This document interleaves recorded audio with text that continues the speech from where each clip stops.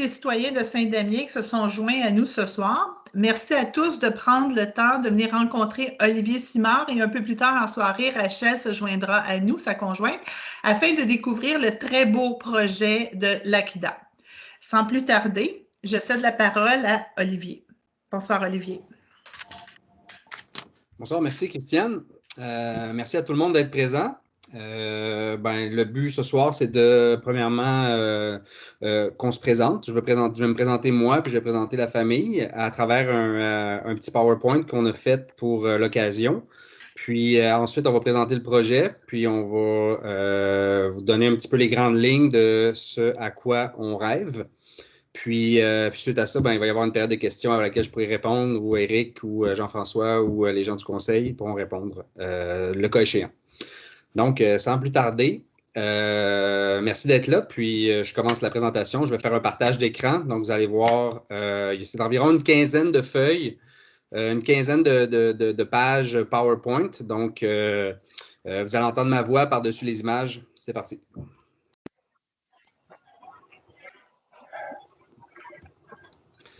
Donc, le titre, tout le monde voit bien? Oui, parfait. Le titre du projet, ça s'appelle la Station Nature L'Akida. Grosso modo, c'est un endroit d'hébergement insolite qu'on voudrait faire à Saint-Damien. Donc, on veut faire des hébergements dans des dômes, mais ça va venir plus tard. Je vais commencer par moi, me présenter moi. Là. Excusez-moi, je suis un petit peu nerveux. Donc, qui nous sommes? Rachel et moi, on est mariés, on a 4 enfants, on est les deux des biologistes de formation, puis les deux, on a travaillé en environnement. On arrive, en fait, je dis on arrive, mais ça fait quand même 2 ans qu'on est de retour, mais on a vécu 6 ans à Iqaluit, au Nunavut, où on a travaillé en environnement. Moi, j'étais dans le secteur privé, puis Rachel est pour le gouvernement fédéral. Donc, grosso modo, vous avez devant vous là, un petit peu quelques phrases qui expliquent qui on est. On a toujours été des fervents amateurs de plein air, de canot camping. Quand on a vu que le terrain en question était à vendre, on a fait ni une ni deux, puis on s'est dit, ça y est, on est tombé en amour avec la place, puis on l'a acheté tout de suite. Excusez, on ne voit rien. Vous ne voyez pas la présentation? Non, j'ai un gros O, un gros dizaine dans le milieu de l'écran. Ça fonctionne, Olivier. Moi, il n'y a pas de problème, là. OK. C'est M. Robert, c'est ça que ça ne fonctionne pas? Oui, c'est lui, Richard. OK. Est-ce qu'il y en a d'autres que ça ne fonctionne pas, non? Je pense Allô, Christiane, c'est Karine. Moi non plus, je ne le vois pas, la présentation. Je vois juste le O pour Olivier. C'est ça, moi aussi. C'est pas... je l'ai déjà vu, c'est juste des écritures, il n'y a pas de photos, là. Disons que c'est moins grave. C'est sûr que là, si... Est-ce que la majorité le voit? Oui. Oui. Oui. Oui. Oui. Oui. Oui. Oui. Oui. Oui. Oui. Ce que je vais faire, les amis, je vais quitter le partage, puis je vais rentrer voir ce que ça donne, OK? D'accord. À la limite, pour ceux que ça ne fonctionnera pas, on se fera un plaisir de vous la transmettre via courriel, la présentation, assez rapidement, là, soit tout de suite après la rencontre. Là, moi, ça marche. C'est Karine, oui, moi, ça marche maintenant. Parfait. Moi, ça marche. Ça ne fonctionne pas plus. Bravo. On est correct. Vous savez, j'avais un Nintendo dans le temps, là, quand les premiers Nintendo sont sortis, puis le petit bouton reset, là, c'est pas démodé, ça. C'est pas démodé. Donc, voilà un petit peu qui on est, Rachel et moi. On a 4 enfants. Henri, Clément, puis les jumelles qui sont arrivées en 2019, Mathilde et Aimée. Donc, un petit peu, voici notre famille. Moi, je suis le gros, puis les autres, c'est ma famille. La photo du bas que vous voyez dans le milieu, ça, c'est pris au L'Akida.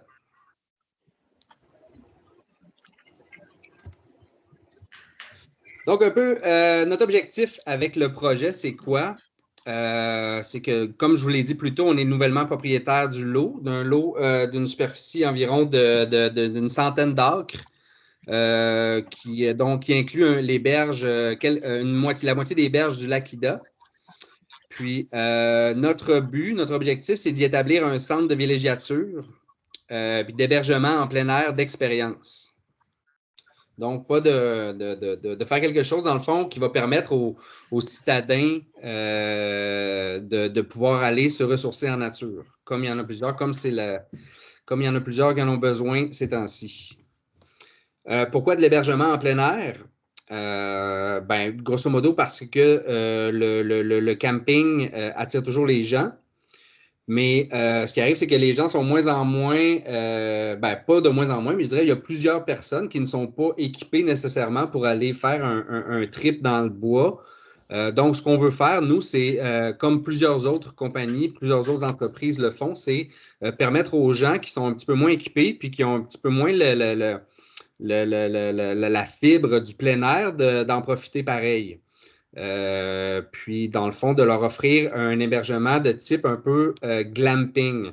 Glamping qui est un mot combiné entre glamour, qui veut dire un petit peu luxueux, puis camping. Donc, on sait ce que ça veut dire. Donc, glamping, c'est comme un petit peu du camping de luxe, si on veut. Lanaudière, comme j'écris en bas la dernière fois, Lanaudière compte déjà une offre intéressante d'hébergement d'expérience, puis qui marche bien. On a comme exemple Les Pieds sur Terre, Cabania au 6e rang, puis il y en a d'autres. Mais nous, on croit qu'il reste de l'espace dans le secteur de Saint-Damien. Je vais vous montrer la prochaine slide. C'est un peu un imprimé de l'écran du site de tourisme Lanaudière lorsqu'on fait la recherche sur les hébergements insolites. Donc, on voit que dans le coin de Saint-Côme, dans le coin de la forêt Waro, si on suit la 347, mettons, on voit qu'il y en a quand même pas mal, mais par contre, au niveau du lac Masquinongé, puis Saint-Damien, Saint-Gabriel, passé à l'est de Saint-Jean-de-Mata, dans le fond, il n'y a pas grand-chose. Donc, on pense que Saint-Damien serait tout indiqué pour une entreprise d'hébergement en nature. Pourquoi Saint-Damien? Ben, écoute, la proximité aux métropoles, bien entendu. OK, on s'entend bien que en 1h30, on est capable de se rendre à Saint-Damien à partir de Montréal, puis que notre clientèle cible, ce sont les citadins, ceux qui n'ont pas accès à la nature, les moins chanceux qui n'ont pas accès à la nature comme nous. Le site, pourquoi on a acheté le terrain aussi, c'est parce qu'il y a déjà une route municipale qui le dessert, qui n'est pas en ce moment normalisée, si je peux dire, mais qui pourrait le devenir. Puis ce qui est bien, c'est que on croit qu'il y a une complémentarité aussi avec les entreprises locales. Donc, on n'arrive pas en se disant, OK, on va prendre la place de quelqu'un. Des recherches qu'on a faites, et il n'y en a pas d'entreprises comme on veut créer. Donc, il y a une place pour nous. Quand on en a parlé la première fois, on a fait la présentation à la CDSD, la Corporation de développement de Saint-Damien, puis les gens étaient disons, favorables au projet. Ensuite, on en a parlé aux élus. Les élus étaient favorables au projet. Donc là, la prochaine étape, on s'est dit, bon, là, on va en parler aux gens. Puis, c'est ce qui arrive ce soir. Donc, chaque entreprise a une mission. Nous, notre mission, dans le fond, on l'a résumé comme suit. Ce serait d'offrir une expérience d'hébergement unique et un accès privilégié à un site d'une beauté naturelle pour y pratiquer un éventail d'activités de plein air dans le respect des écosystèmes. On s'est fait un petit leitmotiv, la station Lac Ida accueillante de nature. Je sais que la nature est utilisée à gauche, à droite, en haut, en bas dans la Lanaudière, mais si vous avez des meilleures idées, vous m'en parlerez. En quoi consiste la station Nature Lac Ida? Donc, ce qu'on voudrait faire, c'est un développement qui durerait environ 3 ans pour arriver à une offre d'hébergement de 15 tentes prospecteurs. Ceux qui ne connaissent pas les tentes prospecteurs, c'est un peu, ce sont comme des tentes permanentes qui sont montées sur des plateformes. Donc, c'est du tissu, mais c'est quelque chose de plus résistant qu'une tente régulière, puis plus spacieux aussi. monté avec un frame en bois rond ou en bois. Puis l'hébergement d'expérience, notre hébergement signature, ce serait le dôme géodésique. Je vais vous montrer des photos de dôme géodésique plus bas pour ceux qui n'ont jamais vu ça, mais c'est grosso modo un demi-cercle sur une plateforme, demi-cercle en toile avec des vitres sur une plateforme.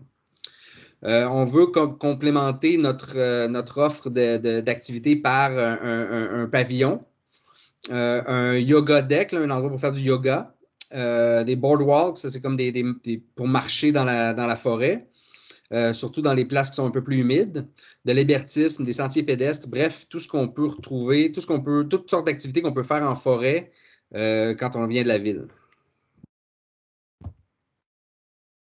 Ça, c'est un petit peu une vision Google Earth du site. Les chemins que vous voyez là, dans le fond, c'est un mix, c'est une création de moi, puis j'ai pris mon GPS, puis j'ai marché les sentiers qui étaient existants. Vous voyez qu'on est sur le bord du lac Ida, puis ça vous donne un peu une idée de qu'est-ce qu'on voudrait faire, puis à quoi ça ressemblerait là, à vue à vol d'oiseau. C'est certain que c'est une représentation schématique. On ne peut pas se fier là-dessus pour dire ça va être ça la réalité, mais ça donne une idée un peu de à quoi ressemblerait la station nature Lac Ida.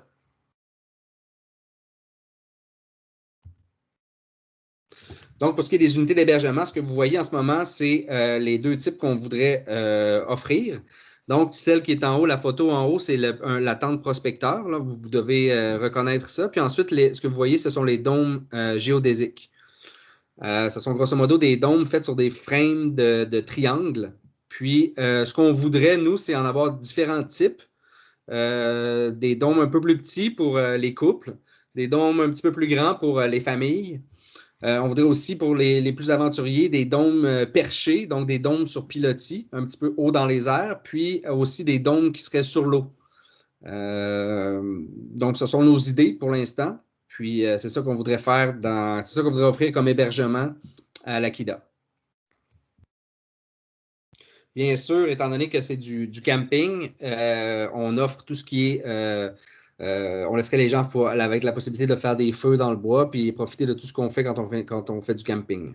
Mais avec un côté un petit peu plus de luxe où c'est qu'on rentre puis on a déjà notre chambre est déjà faite. Donc, ça, c'est un petit peu les autres activités. Puis il y a des images, on a pris ça sur Internet, là, ces images-là, c'est pour vous montrer un petit peu à quoi on pense, puis des inspirations pour le projet. Vous voyez qu'il y a beaucoup de bois, puis c'est ça. Donc, ce qu'on voudrait faire aussi, c'est le pavillon commun, une salle de réception qu'on appelle, mais ce serait plus un pavillon commun. Là, c'est écrit 120 personnes. Là, je vois que c'est un peu on a comme réduit la grosseur de notre projet depuis qu'on avait fait cette slide-là. J'ai oublié de le modifier, mais ce serait plus aux alentours de 50 à 70 personnes, dans le fond, pour la capacité de la salle. Ce qui se trouve à être aussi un petit peu la capacité du site. Donc, effectivement, on serait ouvert à faire toutes sortes d'événements communautaires, privés, corporatifs. L'idée, c'est que le tout soit accessible en voiture, effectivement, puis c'est ça. L'idée, c'est de garder le site ouvert aussi 4 saisons parce que on sait qu'à Saint-Damien, il y a la saison, le printemps, la saison des mouches, l'automne et l'hiver. Donc, on veut offrir à tout le monde, on veut offrir le site pour 4 saisons. On sait que l'offre hivernale est sous-estimée selon nous. Puis on sait que Tourisme Québec et Tourisme Lanaudière tentent de bonifier l'offre hivernale. Puis on trouve, en tout cas, moi, d'avoir vu le terrain sur les 4 saisons, l'hiver et l'automne, c'est magnifique. C'est magnifique. Puis on ne veut pas fermer puis se retrouver à être seulement saisonnier. On voudrait que ce soit à l'année. Les activités qu'on peut y retrouver, bon, vous voyez, c'est un petit peu toutes les activités qu'on fait quand on est dans le bois. Des activités de plein air, des activités santé, des activités qui permettent au monde de reconnecter avec la nature. Bon, mais qu'est-ce qu'on amènerait à la région? On parle ici d'activités de retombées économiques locales, bien sûr. Les gens arrêteraient sans doute à l'épicerie avant de passer, de rentrer dans le bois. Donc, ça peut faire un achalandage de plus dans les commerces de la municipalité. Bien entendu, on voudrait faire affaire le plus possible avec les entreprises locales. On offrirait effectivement jusqu'à 6 emplois saisonniers et à temps plein pour gérer le site. Puis, bien sûr, là, il y a des contributions financières via les taxes, puis on serait un citoyen corporatif, dans le fond, de Saint-Damien. On aurait certainement plusieurs occasions de partenariat avec la communauté damiennoise, étant donné qu'on ferait venir un peu de monde à Saint-Damien. Les gens pourraient parler de l'Akida, de la station nature, puis le plus beau point dans tout ça, c'est que Saint-Damien aurait une nouvelle famille de nouveaux résidents. Notre clientèle cible, étant donné qu'on est un camping un petit peu de luxe, notre clientèle cible, ce sont les gens de 35 à 65 ans, en couple ou sans enfants, provenant principalement des zones urbaines, soucieux de leur empreinte écologique, puis pour des séjours courts. Donc, des citadins qui veulent s'évader de la ville. On aurait, dans notre développement initial, on aurait 27 unités. Puis si les 27 unités sont entièrement louées, on parle d'une occupation sur le site d'environ 75 personnes, incluant le staff. Donc, sur un site de 100 acres, c'est pas si pire que ça. L'achalandage estimé par année, on a estimé environ 4 000 à 7 000 personnes qui passeraient à la station nature par année.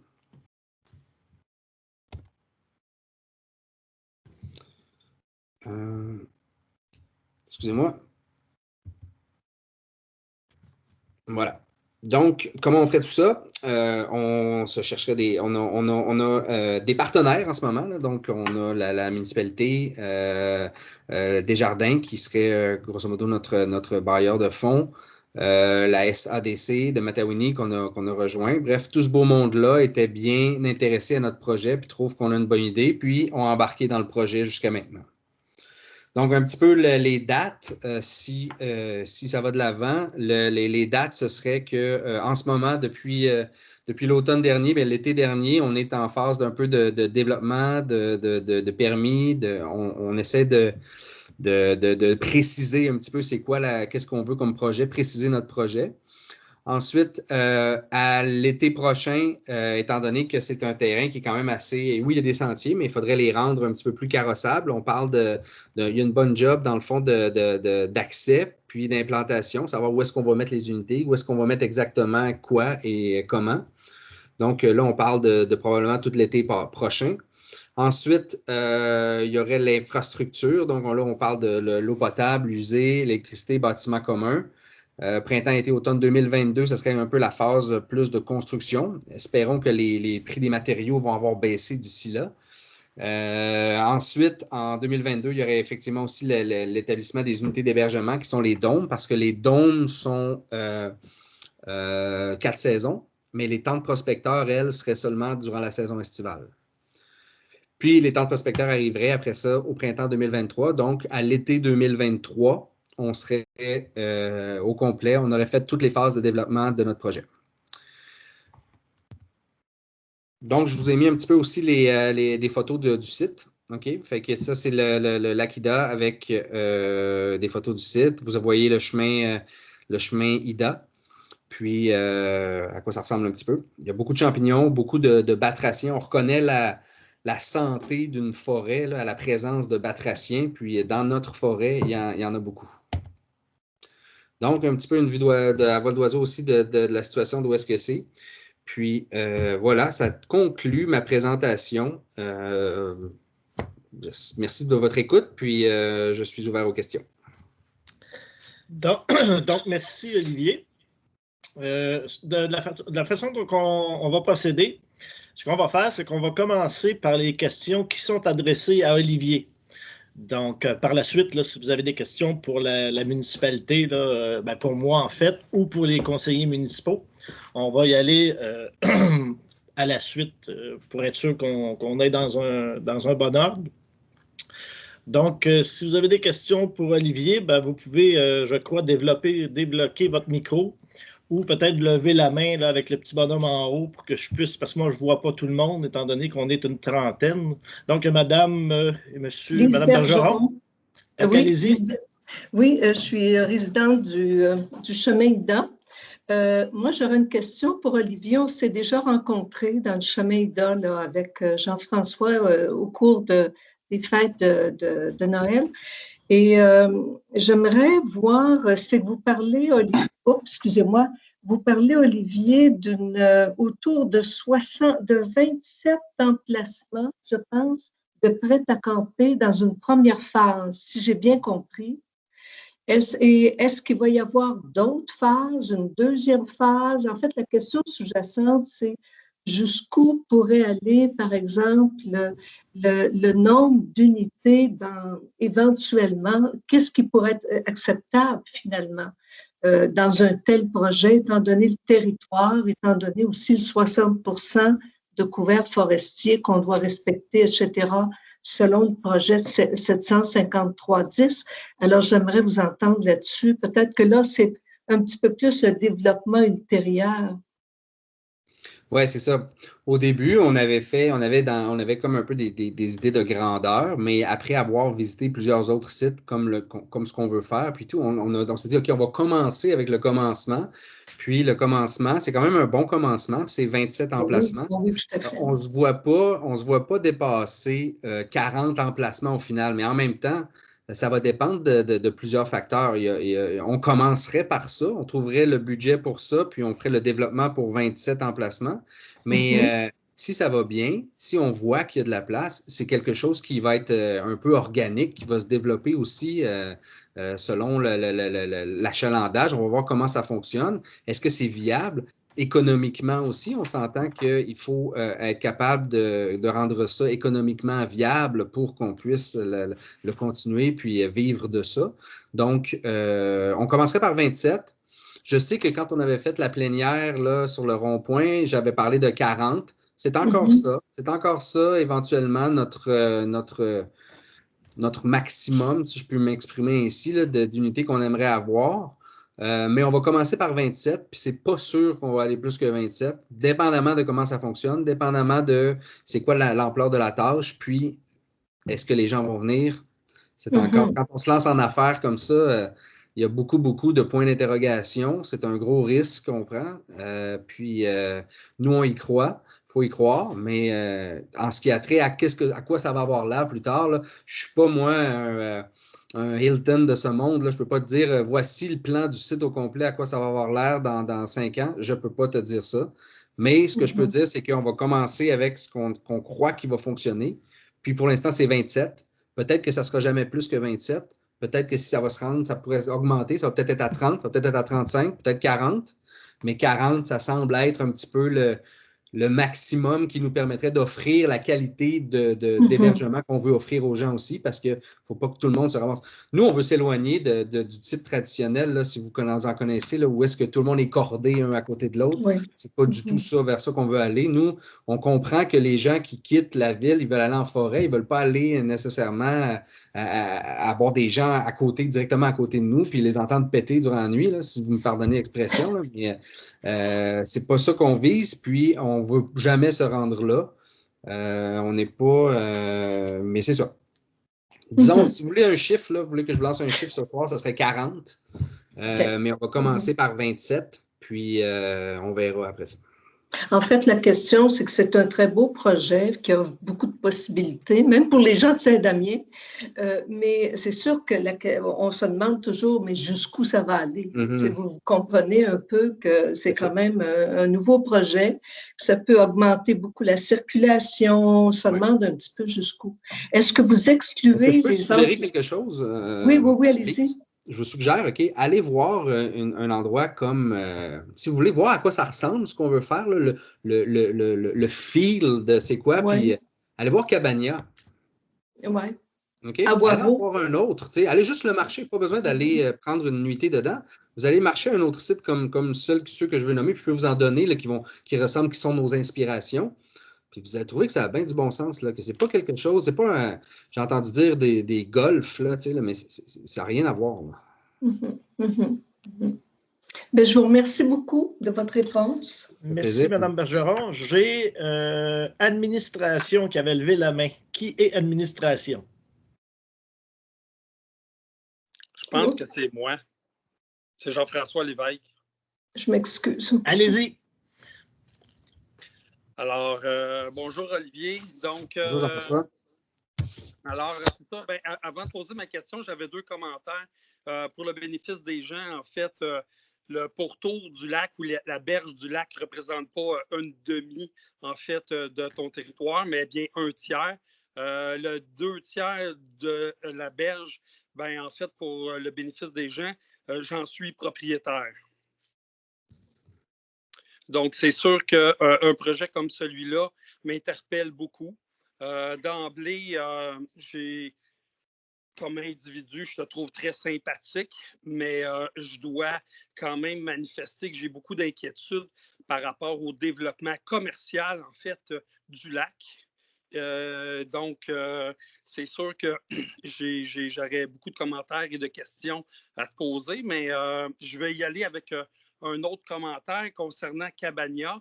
Je ferai remarquer aux gens que Cabania est adjacent à la forêt Waro, un immense territoire.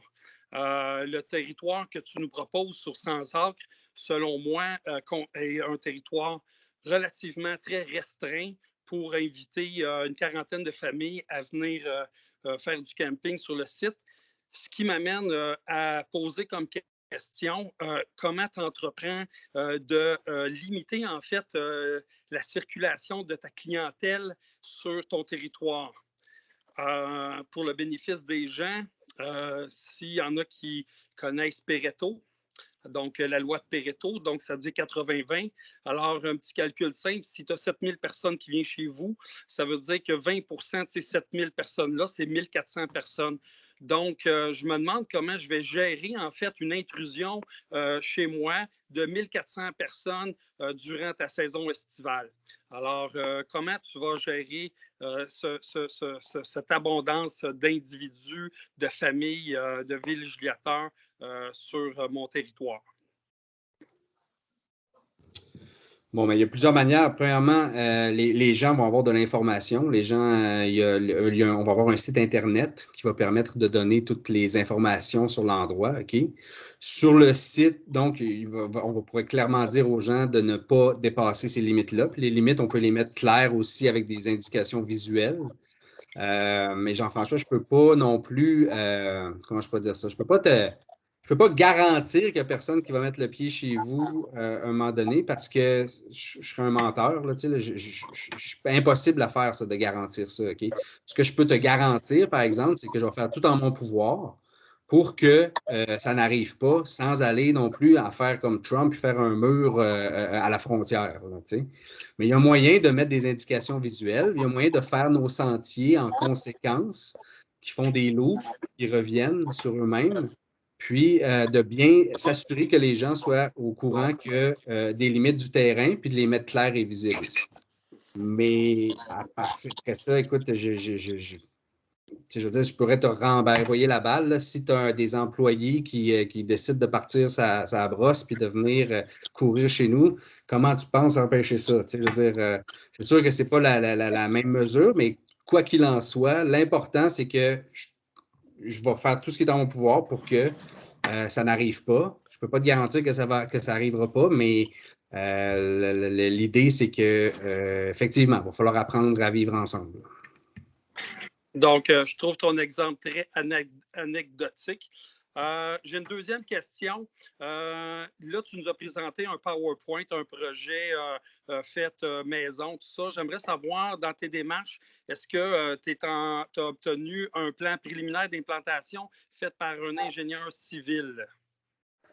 Non, pas encore. Pas encore. J'ai pas d'ingénieur civil pour l'instant. J'ai un ingénieur en eaux usées qui est venu voir un petit peu le terrain avec moi, qui m'a expliqué un petit peu les démarches qu'il allait avoir à faire. J'ai contacté plusieurs arpenteurs géomètres pour le plan d'implantation. En ce moment, les arpenteurs géomètres, avec la construction qui est en effervescence, je pense que ce serait plus vite pour moi d'aller suivre mon cours à l'université puis de revenir le faire moi-même. Okay? Donc, j'ai beaucoup de difficultés en ce moment à trouver des gens qui veulent travailler sur le projet, là, qui veulent aller de l'avant puis me dire, OK, je vais être ton arpenteur géomètre. OK? Parce qu'effectivement, on vise le local, on vise les gens autour. Donc, pour l'instant, non, on est encore au niveau de l'implantation. L'implantation de où sont les choses, c'est pas encore fait. Par contre, dans mes premiers jets, j'avais beaucoup de choses un petit peu sur les bordures, donc sur les frontières du terrain. Là, en y repensant bien, puis en parlant avec les gens, je me suis dit, tiens, on va ramener ça un peu plus au centre du terrain pour que le buffer, si tu me permets l'expression, de forêt, ce soit sur notre terrain aussi. Pas faire quelque chose proche de ton terrain, mais faire ça plus au milieu de mon terrain. Mais pour l'instant, non, je n'ai pas encore de plan de professionnel à vous soumettre. OK. Donc, ça veut dire que la municipalité envisage assumer des frais d'aménagement de sentiers, de chemins, de routes, le Lac-Ida en particulier, sans avoir reçu de ta part des plans faits par un expert, un professionnel en génie civil. Je ne vois pas pourquoi la municipalité ferait des sentiers. On parle du 260 mètres de chemin entre pour rejoindre mon terrain, dans le fond, là, normaliser le chemin IDA. Okay. Je ne parlerai pas pour la municipalité, mais effectivement, on a besoin que le chemin IDA se rende. En ce moment, il ne rencontre pas le chemin, là, il y a juste une place, mais il faut qu'il rencontre jusqu'à mon terrain, c'est sûr et certain. Parfait. Je vais laisser d'autres personnes poser des questions, puis je reviendrai par la suite pour d'autres questions. Merci beaucoup, Olivier. Merci, M. Lévesque. Donc, il y avait M. Mitch qui a la main levée. M. Mitch, est-ce que vous êtes là? Sinon, je ne peux pas avoir la caméra. Je suis désolée, ça supporte pas. Safari ne supporte pas la caméra. Donc, mais ma question était un peu dans le même sens que M. Lévesque par rapport aux dépenses éventuelles de la municipalité, par rapport à un projet qui semble un peu à ses balbutiements. Et parce que j'aimerais savoir, M. Olivier, est-ce que vous êtes le seul promoteur dans cette dépense-là pour faire ce projet-là? Parce que ça quand même représente un bon montant d'argent. Et avant que ma municipalité dépense de l'argent là-dessus, je voudrais être sûre qu'on va parler, entre guillemets, que vous avez les reins solides pour pouvoir mettre votre rêve en réalité. OK. Je ne suis pas le seul promoteur. Ma conjointe est avec moi. On est à 50-50 là-dedans. Donc, pour ce qui est des fonds, écoutez, on a déjà le plus gros bailleur de fonds qui se trouve à Desjardins qui a approuvé notre demande de prêt. On a le tourisme aussi, tourisme lanaudière. Il y a plusieurs offres au niveau de tourisme lanaudière où il y a des subventions qu'on peut obtenir. Donc, l'idée, ça va être d'aller demander ces subventions-là aussi. Ouais. Aux dernières nouvelles, on avait pas mal ce qu'on avait besoin, mais il manquait encore à attacher quelques subventions dans le fond pour le budget. Mais en même temps, l'idée, c'est de le faire le plus possible par nous-mêmes, là, on s'entend. Là. Puis, en termes de frais pour la municipalité, écoute, je ne peux pas parler pour ça, mais je ne sais pas à quel point ça va être des frais onéreux. Là. C'est un chemin qui appartient à la ville. Peut-être que la municipalité pourrait me rejoindre là-dessus. Là. Qu'est-ce que ça représente comme frais d'amener le chemin 260 mètres plus loin? Je ne sais pas exactement. Là. Ce serait intéressant de savoir ça, par exemple. Je sais que la municipalité m'a dit on va le faire avec nos propres équipes. Là. Fait que je ne sais pas s'il y a quelqu'un qui veut m'aider ici, là, mais je ne suis pas. Je sais pas. Olivier, moi. Monsieur Bills. Je vais t'aider, Olivier. Oui, Mme Sylvestre. Bonjour, Micheline. Le chemin appartient à la municipalité, donc il va être remis au goût du jour. Depuis des années, il n'a pas été bûché. La nature a repris ses droits. Mais par contre, l'emprise du chemin appartient à la municipalité. Pour faciliter le projet de M. Olivier, puis l'accès à son projet, on va juste simplement, avec les employés municipaux, refaire les fossés, enlever la plante des arbres qui ont poussé tout le tour. La municipalité va reprendre son accès chaque côté. Là, on a des distances à respecter. Puis, tout simplement, peut-être, Micheline, tu vas faire allusion à l'asphalte. Écoute, on va voir avec le projet d'Olivier. Si le projet va bien, fonctionne bien, l'installation tranquillement, il va installer son projet. Si on voit que ça vaut la peine éventuellement, oui, ça va apporter des taxes à la municipalité, ça va apporter un plus. On verra rendu là et on accommodera peut-être le projet. C'est juste, on est à l'étape embryonnaire, mais c'est ça, la municipalité, on est là. Est-ce qu'il y a un plan, est-ce que M. Olivier a soumis son projet avec des montants d'argent? Parce que si on a 27 emplacements de camping, où on irait peut-être à 40 éventuellement, comme revenu monétaire pour en faire l'asphalte au bout de ce projet-là. Mais ce n'était pas le but de ma question. C'était tout simplement de développer sur un projet que je trouve plus ou moins organisé pour l'instant. C'était plus dans ce sens-là qui était ma question. Je voulais voir à quel moment que la municipalité va s'impliquer au niveau monétaire, mettre le chemin IDA au goût du jour pour aider ce projet-là. Dans le moment, le projet, c'est vraiment pour moi à titre de projet. C'est très embryonnaire pour l'instant, je trouve.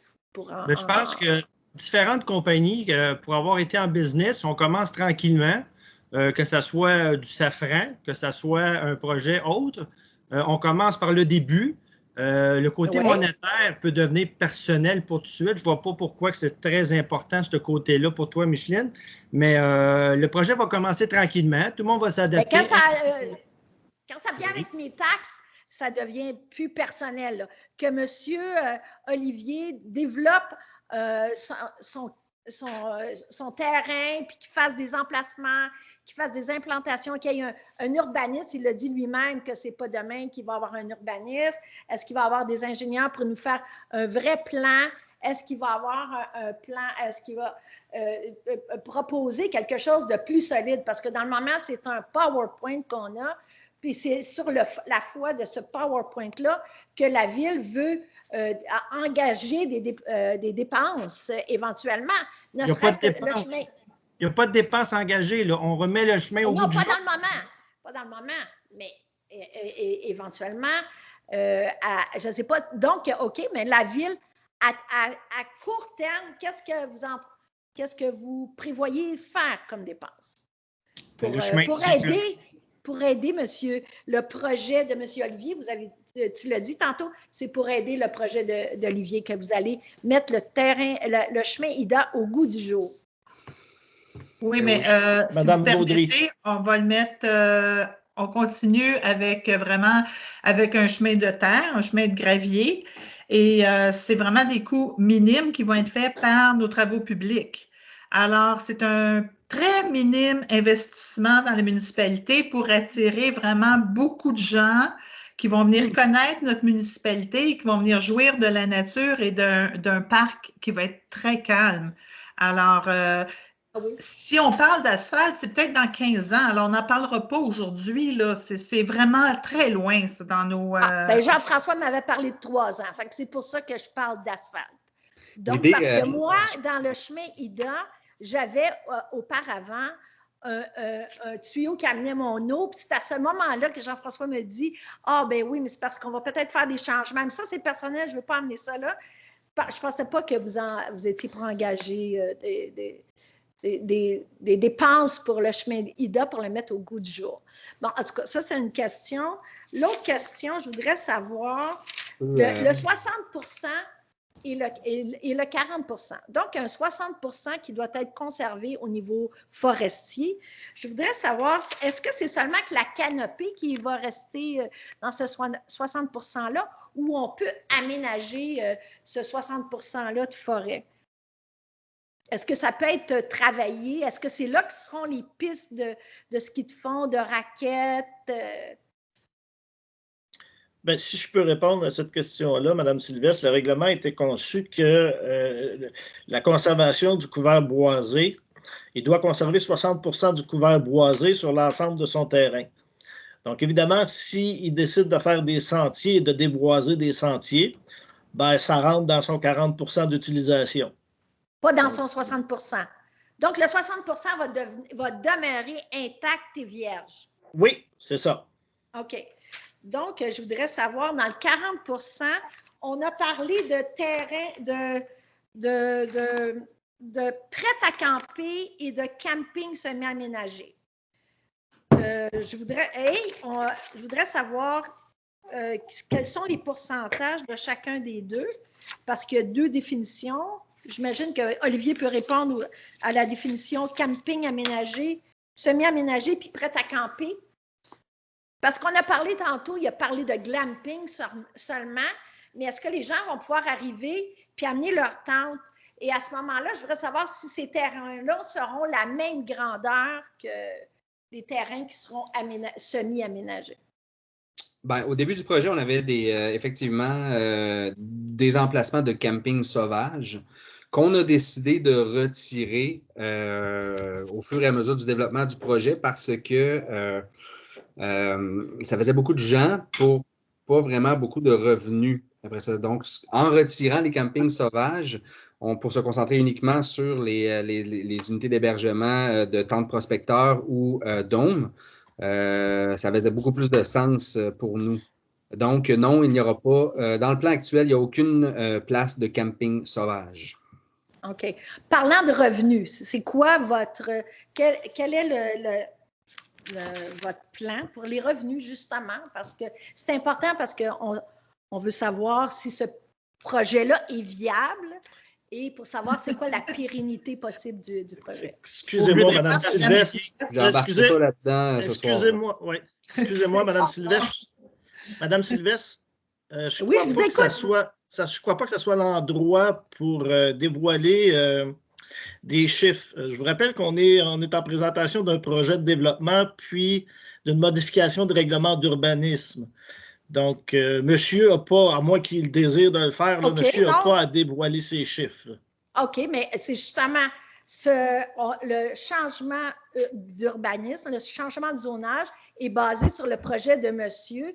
Mais moi, je veux m'assurer que ce projet-là est viable, que ça devienne acceptable de changer le zonage. C'est pour ça ma question. Parce qu'avec 27 emplacements, j'ai de la difficulté à voir comment que ça peut être viable, mais c'est pour ça, moi, je m'inquiète pour ça, parce que dans l'éventualité où ce projet-là ne fonctionne pas et que ce terrain-là devient à vendre pour un autre promoteur, avec ce que vous leur donnez comme modification de zone, ça peut devenir un terrain intéressant pour quelqu'un d'autre. Voilà, pour l'instant, c'est tout ce que j'ai à dire. Monsieur Mills veut intervenir. Oui, j'ai juste une petite chose à dire. Madame Sylvestre, vous êtes membre de la Corporation de développement de Saint-Damien. Et juste vous mentionner que la Corporation de développement de Saint-Damien est en faveur du projet. Je le sais. C'est juste ça. Je voulais juste affirmer ça. Merci. Je le sais. Donc, merci, Madame Sylvestre. J'ai Monsieur Claude Chouinard qui a la main levée. Est-ce que Monsieur Chouinard, est-ce que vous êtes là? Vous avez le micro. Voilà. Vous m'entendez? Oui. Oui. Parfait. Alors, j'ai un chalet sur le chemin des Cascades et j'apprécie beaucoup la tranquillité et le calme. Madame Baudry a parlé de projets très calmes. Donc, toute la première partie, j'aimais bien. Mais quand vous avez commencé à parler de mariage et de fête, là, j'ai fait comme « i ». Donc, qui dit mariage, fête, dit musique. Pouvez-vous me rassurer là-dessus? Oui, écoutez, encore une fois, le projet est en formation. Au niveau des mariages, il y a différents types de mariages, mais l'idée, c'est qu'on ne veut pas non plus on veut pas une place de party, là, ça c'est officiel. S'il y a une fois de temps en temps un mariage chez nous, qui génèrent un peu de bruit, ben écoutez, ça se peut que ça arrive. Par contre, on est en forêt, il y a quand même 100 acres de terrain. Je sais qu'il y a beaucoup que ça peut quand même être écho dans le secteur, mais écoutez, au niveau de vous rassurer, les mariages, c'est une activité secondaire. Tout ce qu'on veut offrir, c'est un endroit calme où les gens peuvent faire des activités de plein air en nature. Donc, le mariage, on l'avait mis parce que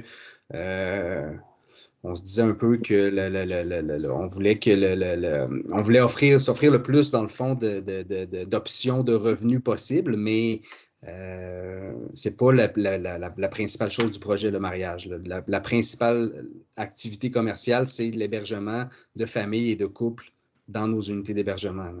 Le pavillon commun, la salle, c'est pour, admettons, quelqu'un qui veut louer le site au complet pour faire une retraite corporative et puis qui a besoin d'un endroit pour se réunir, ben ça sera là pour ça. Mais on ne veut pas faire mariage après mariage après mariage sur le site. Là, puis, je veux dire, il y a moyen de régler ça aussi au niveau municipal, mais les mariages, c'est une chose. Effectivement, oui, ça peut faire du bruit. Oui, je ne vous dis pas qu'à un moment donné, il n'y aura pas de la musique sur le site, mais ce n'est pas la principale activité du site. Je vais juste renchérir là-dessus. Pour ton information, Olivier, tu as pris connaissance du projet de règlement. Et pour le bénéfice de tout le monde, oui, on mentionne dans le PowerPoint possibilité de mariage et de rassemblement. Il faut toujours rester en tête que la municipalité autorise comme usage principal camping semi-aménagé prêt à camper. Tout le reste qui sera sur le site est à titre accessoire et donc ne peut pas être une activité qui devient l'activité principale du site. Oui, mariage, mais toujours dans l'idée que les gens vont sur le site et ne vont pas juste se marier. Donc, je ne sais pas si Olivier avait compris la même chose, mais c'est évident que ça ne pourra pas être transformé en salle de réception. Ça, c'est clair qu'on est loin de là. On est dans un camping et donc, oui, si le préau ou la salle existante peut servir pour une fête, un camping, parfait, que les gens couchent là, parfait, mais ce n'est pas le but principal du site. Et si jamais ça débordait, évidemment, la municipalité va intervenir puis ne se gênera pas à ce moment-là. Donc, merci. La compréhension du projet. Parfait. Merci, M. Chouinard. Donc, j'ai M. Administration, qui était M. Lévesque, je crois qu'il a la main levée encore. Oui, exactement. Donc, je reviens avec une autre question. Cette fois-ci, concernant, en fait, la modification de la zone VR9, dont M. Olivier et moi-même sommes les deux seuls occupants de cette zone-là. Actuellement, dans la zone, on a une activité en F qui est une activité forestière. Donc, j'aimerais savoir, dans le projet de modification des usages, est-ce que l'usage forestier va demeurer toujours effective ou c'est une activité qu'on risque de perdre? Pour répondre à cette question-là, le projet de règlement a été monté par l'ajout de l'usage récréatif et non par le retrait d'un usage dans la zone. Donc, il n'y a aucun changement à ce qui était autorisé actuellement par rapport au projet de règlement d'aujourd'hui. Donc, la seule chose qui est autorisée, c'est le récréatif extensif pour autoriser le projet, pour le projet, en fait. Donc, il n'y a pas de rien qui a été enlevé par rapport aux droits de la zone. D'accord. Donc, ça veut dire que nous, en fait, on a enregistré notre lot sous le nom de ferme forestière de l'Icoumène. Donc, nous, on aura des activités de cueillette de PFNL et aussi avec un plan de un plan d'aménagement forestier, on va avoir des activités de coupe forestière. Donc, vous me garantissez en fait que malgré les inconvénients que ça peut comporter pour la clientèle de M. Olivier, que nous, on va pouvoir poursuivre nos activités forestières d'abattage, de voirie forestière et tout ce que peut impliquer en fait des activités de cueillette en milieu forestier. Bien, comme je vous dis, il n'y a rien qui change dans cette zone-là par rapport aux activités forestières. Évidemment, vos activités devront respecter la réglementation qui est en vigueur. On a quand même un bon chapitre là-dessus. Oui, mais oui, effectivement, il n'y a pas de problématique à ça. Au-delà de ça aussi, il y a l'idée tout simplement du bon voisinage aussi. Moi, je vais faire en sorte, si on est capable de se coordonner, de coordonner nos activités aussi pour diminuer le plus possible les inconvénients. Écoute, l'idée, c'est de se parler aussi. Bien, j'en doute fort parce que je ne suis pas convaincu que lorsque tu auras une clientèle qui va désirer faire un mariage chez vous, que tu vas venir me consulter pour savoir si ça me convient ou pas qu'il y ait un mariage chez vous. Donc, on verra dans l'usage comment on pourra effectivement s'ajuster à tes activités et aux nôtres sur le même territoire. Donc, merci, M. Lévesque. Est-ce que j'ai d'autres? Est-ce qu'il y a d'autres questions par rapport à... Oui, Jean-François Mills. Je voulais juste mentionner que dans la zone VR9, il y a plus que 2 personnes qui sont membres de cette zone-là. OK. Lesquelles? On a un M. Roberge, Jean-Louis Roberge, qui est propriétaire d'un terrain dans la zone VR9. De l'autre côté du lac du chemin Ida, c'est ça? Oui. OK. Effectivement, tu as raison, JF. Je l'avais oublié, celui-là. Ouais. Pas de problème. Il y a Mme Saint-Vincent aussi qui aimerait faire un commentaire ou une question. Allez-y, on vous écoute. Oui, ben, en fait, le lac, vous l'avez vu, hein, ce n'est pas un grand lac. Et moi, je voulais savoir si, pour avoir une étude sur l'impact environnemental qui va avoir une 50aine de personnes qui vont se promener, qui vont faire toutes sortes d'activités sur le lac. Je veux savoir si, parce que c'est un lac de tête, je veux savoir si vous avez l'intention de faire une étude sur l'impact que ça va avoir, tous ces gens-là, sur ce petit lac-là. On va faire toutes les études qui sont nécessaires pour que nos usages soient autorisés, ça c'est certain, OK? Puis on va faire tout en notre pouvoir pour que ce lac-là soit protégé parce que c'est notre richesse à nous autres aussi. C'est ce qui fait que la place est belle, c'est à cause que le lac est beau aussi. Dans ces mesures-là, il y a les embarcations qu'on va permettre, qu'on va louer aux gens. Dans le fond, ça va être, on en parlait de 2-3 kayaks, des canots. Puis les gens n'ont pas le droit d'amener leurs embarcations sur le lac pour essayer d'éviter la contamination aux algues ou la contamination provenant d'autres plans d'eau. En termes d'études environnementales, en ce moment, on n'a pas d'études de prévues pour ça. Étant les deux biologistes, on sait un petit peu qu'est-ce qu'il faut faire pour ne pas que la place devienne une dompe. C'est pas ça l'idée du tout. L'idée, c'est de protéger. Puis c'est dans notre mission aussi, c'est de protéger les écosystèmes dans le respect des écosystèmes. C'est ça qu'on veut faire aussi. Puis j'ai une autre question parce que mon mari, tantôt, il parlait justement comment vous allez faire pour que les gens restent sur votre terrain et non sur les nôtres parce que les gens ne sont pas au courant, mais c'est quand même une entreprise qu'on a, là. C'est les fermes forestières de l'Icoumen. Nous, on veut cueillir du chaga, intégrer des champignons, tout ça. On sait très bien qu'il y a des gens peut-être qui vont arriver chez vous, qui vont connaître très bien, qui vont aller cueillir nos pleurotes et tout le... Comment... Parce que, tu sais, regarde, c'est pas juste un terrain pour un terrain, là. On a une entreprise à côté de vous. Tu sais, ça s'appelle la ferme forestière de l'Icoumen. C'est des champignons qu'on va intégrer. Ça va être la vente de champignons, de PFNL, de plantes médicinales. C'est tout ça, là. Fait que comment vous allez faire pour dire aux gens, vous n'avez pas le droit d'aller cueillir les champignons chez le voisin? Comment on va faire pour le... Bien, on va le dire, premièrement. Les limites vont être... Oui, c'est comme mon mari qui disait, là, la loi de Pareto 80-20, là, ça veut dire qu'il y a 1400 personnes qu'on risque de voir sur notre terrain. Parce qu'on s'entend, là, tu sais, regarde, ils vont se promener en kayak, ils vont vouloir aller explorer la forêt l'autre bord, puis ils vont accoster, puis ils vont se promener, là. Mais ça, on va leur dire qu'ils peuvent accoster, ils peuvent se promener, mais de notre côté. Puis les limites vont être claires aussi. On va être capable de faire des indications visuelles. On a un plan aussi d'indications visuelles qui vont être belles, qui vont s'agencer dans la forêt, dans le fond. Puis l'idée, c'est de leur dire, puis de leur faire savoir.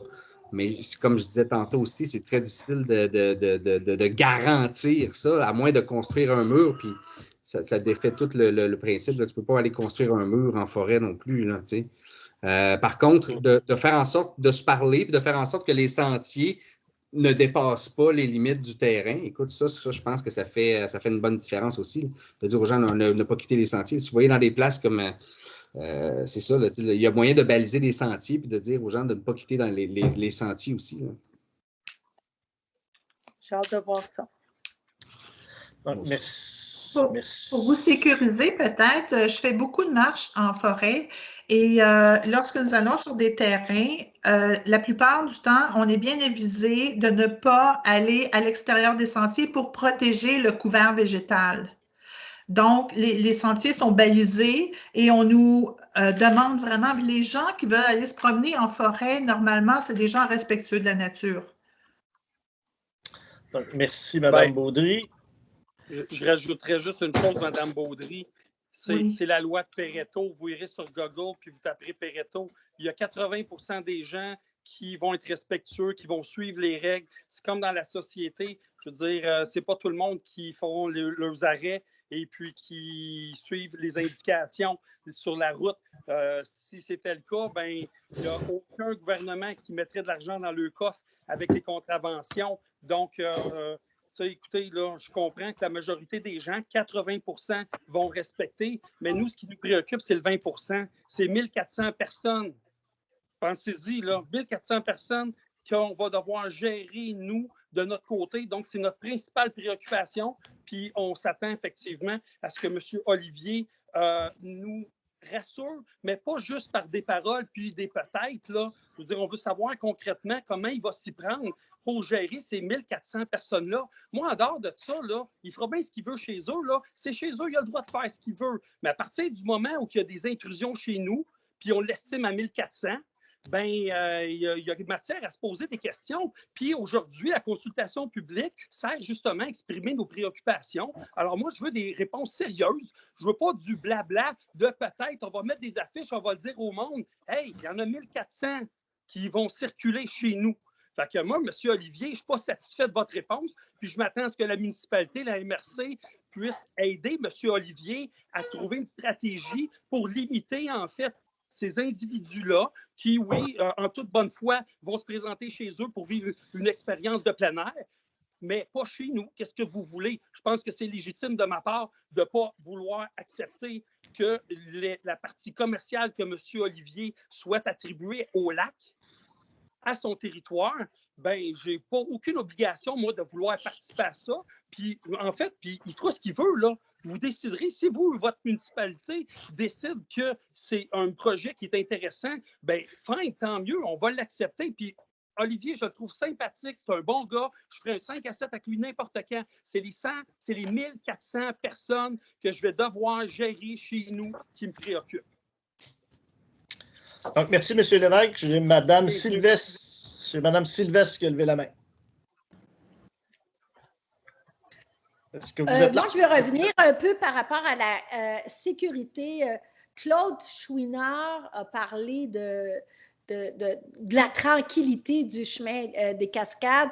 Et aujourd'hui, je faisais référence à la page Facebook Saint-Damien Patrimoine, je crois, où on voit des photos du chemin des Cascades qui est un rang patrimonial qui a été désigné par la ville de Saint-Damien, par la municipalité. Et auparavant, c'était des fermes qui étaient ici, c'était vraiment tranquille. Le chemin Ida a déjà été utilisé pour aller... les gens se rendaient à Saint-Gabriel à l'époque, à partir du chemin Ida. C'était vraiment un coin qui était utilisé de façon usuelle avec les gens qui étaient du coin. Là, au niveau sécuritaire, moi, dans le moment, là, quand je marche sur le chemin des Cascades. Le chemin des Cascades, il n'est pas large. À chaque année, il y a plein de gens qui tombent dans le chemin des Cascades, en tout cas qui tombent, qui vont dans le fossé l'hiver, surtout avec la neige et tout ça. Mais c'est gérable parce qu'il y a presque pas beaucoup de monde qui passe sur le chemin des Cascades. Vous avez parlé de faire le chemin Ida et de le rendre sécuritaire pour que le projet de M. Olivier puisse fonctionner. Est-ce que vous avez prévu faire quelque chose pour le chemin des Cascades pour le garder sécuritaire? Parce qu'il est plus ou moins présentement, mais c'est gérable parce qu'il n'y a pas beaucoup d'autos. Monsieur Mills. Le chemin des Cascades est un autre dossier en ce qui me concerne. Rang patrimonial, le rang Ida, le chemin Ida, il y avait du monde qui restait là au début de la colonisation, Micheline, avant que toi et moi, on arrive dans le décor. Il y avait de la vie dans ce rang-là. Il y avait plein de gens, des familles qui restaient là. Et puis, faut dire aussi que pour avoir eu l'érablière, ceux qui ne savent pas, j'ai eu le propriétaire de l'érablière Gravel et Mills, ça a été à moi. Ainsi qu'il y a une autre cabane à sucre, la cabane à sucre Roberge. À nous deux, pendant 1 mois et demi de temps par année, on avait ça entre 4 et 7 000 personnes qui venaient dans nos commerces. Et je ne pense pas qu'on voyait la grosse différence dans le rang non plus. Alors là, on parle de 4 à 5 000 personnes établies sur une année. On ne le verra pas plus. La signalisation du chemin va changer l'été prochain. Il va y avoir des limiteurs de vitesse qui vont se faire. La municipalité a pris charge là-dessus. On va contrôler ça. Ça fait partie de notre travail, de notre tâche. Puis, c'est ça. Donc, ça ne sera pas élargi, ça sera pas, il n'y aura pas de dos down ou des trucs comme ça. Si on fait une autoroute, ça va rouler plus vite. Si on regarde ça comme ça, sinueux, avec toute sa beauté, avec la bonne signalisation qui va permettre aux gens de ralentir, ça va être merveilleux. Et les gens vont pouvoir circuler et voyager devant plein de commerces que dans le chemin des Cascades. Peut-être même arrêter dans ces commerces-là, aller cueillir des champignons jusque sur la limite des lignes entre les voisins qui vont avoir une bonne entente entre eux. Des commerces sur le chemin des Cascades. Oui, il n'y a pas une madame qui fait du safran aussi, je pense, un peu plus loin. On ne fait pas de commerce sur le chemin des Cascades. Donc, ça répond à votre question, Mme Sylvestre? Pour l'instant, oui, merci. Donc, M. Lapointe, ou je crois que c'était Mme Bergeron. Oui, est-ce que vous m'entendez? Oui, M. Lapointe, on vous écoute. Oui, est-ce que vous m'entendez? Oui. OK. Nous autres, on a souvent demandé à la municipalité, compte tenu de la grandeur du terrain, compte tenu des limites que la municipalité impose à M. Olivier, quel est le nombre maximum d'emplacements de camping, tout compris, prêt à camper, tout ce que vous voulez? Quel est le nombre maximum que la municipalité va permettre à M. Olivier? C'est ça ma question. Nous, on est allé avec la superficie de 40 % qui peut quand même déboiser. Mais si vous regardez dans le projet de règlement, on n'a pas fait en calcul brut, on n'a pas fait de calcul comme tel, mais on a donné des distances à respecter. Il y a des 50 pieds entre le chemin puis les terrains voisins. Il y a des 30 pieds à respecter entre les terrains voisins. Ça nous amène à un contrôle du contenu, du nombre d'emplacements. Évidemment, il y a toujours la topographie et il va toujours être limité par ces installations sanitaires, ces blocs sanitaires qui devront être approuvés par le ministère de l'Environnement parce que c'est public. Donc, c'est comme ça qu'on a limité le nombre de sites. On n'a pas de nombre là, précis à vous donner. Pourtant, c'est une question très importante qui va avec l'augmentation de la circulation sur le chemin des Cascades, sur le chemin Ida, et vous n'avez pas de précision sur ça. C'est quand même assez important. Ben, pour répondre à votre question, non, on n'a pas de précision là-dessus. OK. Un commentaire que je vais faire. OK, on voulait se demander aussi la circulation des VTT. Elle va être autorisée sur les terres de M. Olivier?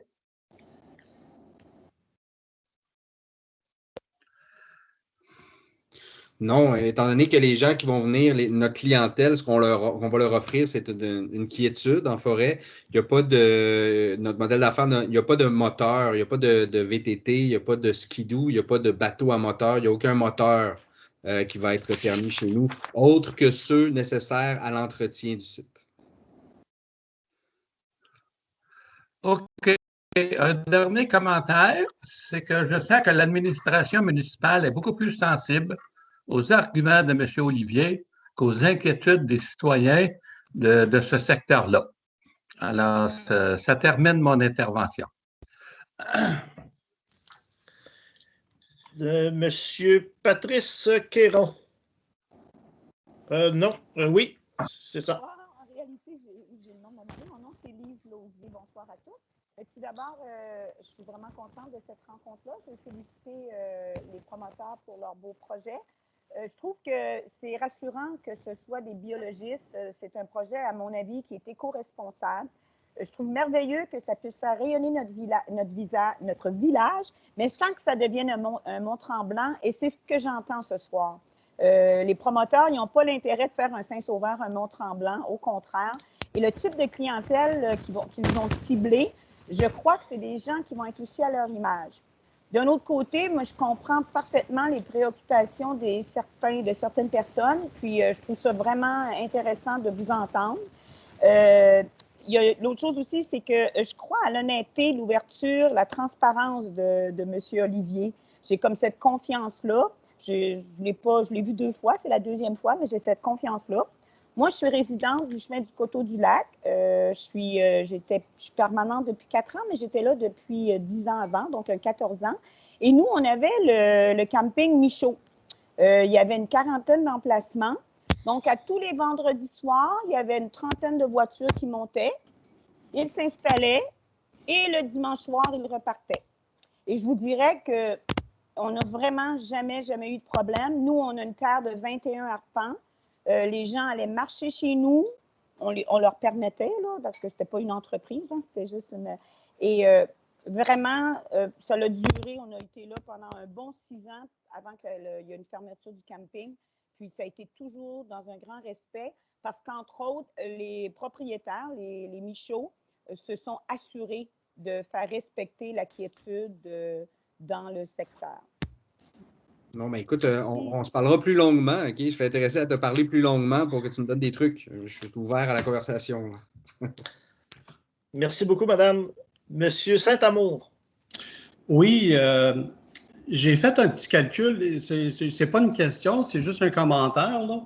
Il est question de l'occupation des emplacements, là, et tout ça. Puis j'ai fait un calcul assez vite. Si vous me permettez, j'ai calculé là, 40 sites là, de camping là, à 2500 pieds carrés, qui est 50 par 50, qui est beaucoup là, pour un emplacement. C'est la moitié d'un lot là, d'une maison en ville, là, en tout cas. Et en plus de 4 sites pour les infrastructures, le bloc sanitaire, le chapiteau de 150 pieds par 150 pieds. Ça donnerait un 2 acres de terrain. Les 40 sites, un 2,3 acres. 5 km de sentier x 2 mètres. 5 km dans 100 acres, c'est beaucoup. Ça donnerait un total de 2,5 acres. En tout, là, mes 3 calculs, là, ça donne 6,8 acres. Sur 100 acres, c'est 6,8 %. Il en reste 32 %. C'est un petit calcul vite fait, là, si ça peut servir ou un peu répondre à vos questions au niveau de l'occupation des emplacements et tout. Merci, c'est tout. Justement. J'ai une question, un commentaire. Est-ce que le lac est compté que tu refasses le terrain? Non. C'est pas de couvert forestier dans le lac, là. Non. Non, je le sais, mais est-ce que le lac est dans le 100 acres? Non, le lac n'est pas dans le 100 acres. Le lac, il appartient à personne. Il appartient à personne? Non, mais le 100 acres n'inclut pas le lac. Il n'inclut pas le lac. Juste pour vous mentionner, là, en entendant les commentaires, évidemment, vous avez 2 membres du conseil municipal qui sont présents. On va prendre en compte tous les commentaires et toutes les questions qui ont été posées. Évidemment, il n'est pas dit que le conseil municipal ne décidera pas d'apporter des ajustements au projet de règlement afin de répondre à certains de vos craintes et tout ça. Donc, c'est pas parce qu'on ne répond pas actuellement ou on n'est pas en mesure d'avancer sur certains points, qui n'est pas dit que le Conseil adoptera pas le second projet avec des modifications. Donc, évidemment, pour ce faire, vous inviterez à assister à la séance du Conseil du 16 mars. Là. Vous verrez si le Conseil adopte avec ou sans changement. Juste pour vous mentionner que légalement, la consultation écrite, et même ce soir, là, on va prendre les commentaires que vous avez bien pris part de nous donner. Légalement, le Conseil peut modifier le règlement avant d'adopter le second projet. Donc, j'avais une autre main levée. J'ai administration qui était M. Lévesque. Exactement. Alors, moi, j'ai une précision à demander à M. Olivier concernant son commentaire à propos du lac. Quand il vient de dire « le lac n'appartient à personne ». Alors, j'aimerais que M. Olivier nous exprime en fait ses connaissances d'un point de vue légal sur les cours d'eau au Québec et comment lui entend administrer en fait ce qui, selon son interprétation, le lac n'appartient à personne. Donc, M. Olivier. Bien, le commentaire que j'ai fait, c'est au niveau du calcul de la superficie. C'était principalement sur celui-là. Le lac, dans le fond, ce que je voulais dire par là, c'est que le lac n'appartenait pas à personne, dans le sens qu'il ne fait pas partie d'un terrain à quelqu'un, dans le fond. C'est ça que je voulais dire.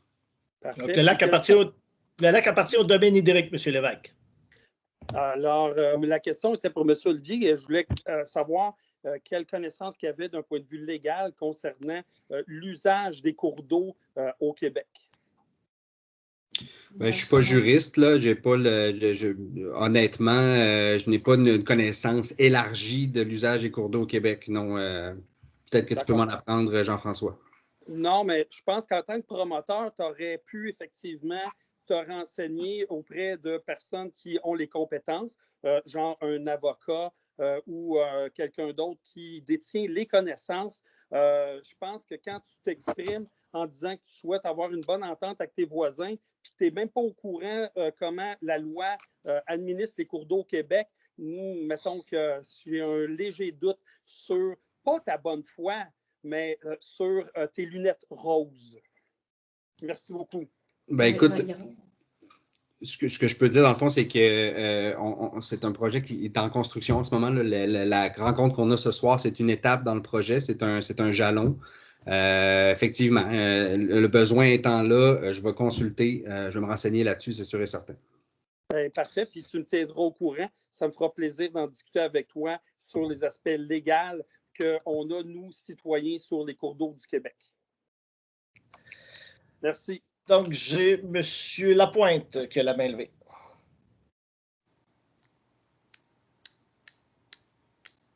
M. Lapointe, est-ce que vous êtes là? Donc, excusez, est-ce que vous m'entendez? Oui. OK. Souvent, dans ce genre de projet-là, ce ne sont pas les promoteurs qui posent le problème, ce sont la clientèle qui font du bruit, Saint-Damien a une expérience de ce type-là. J'aimerais savoir un peu comment la municipalité va répondre à ça.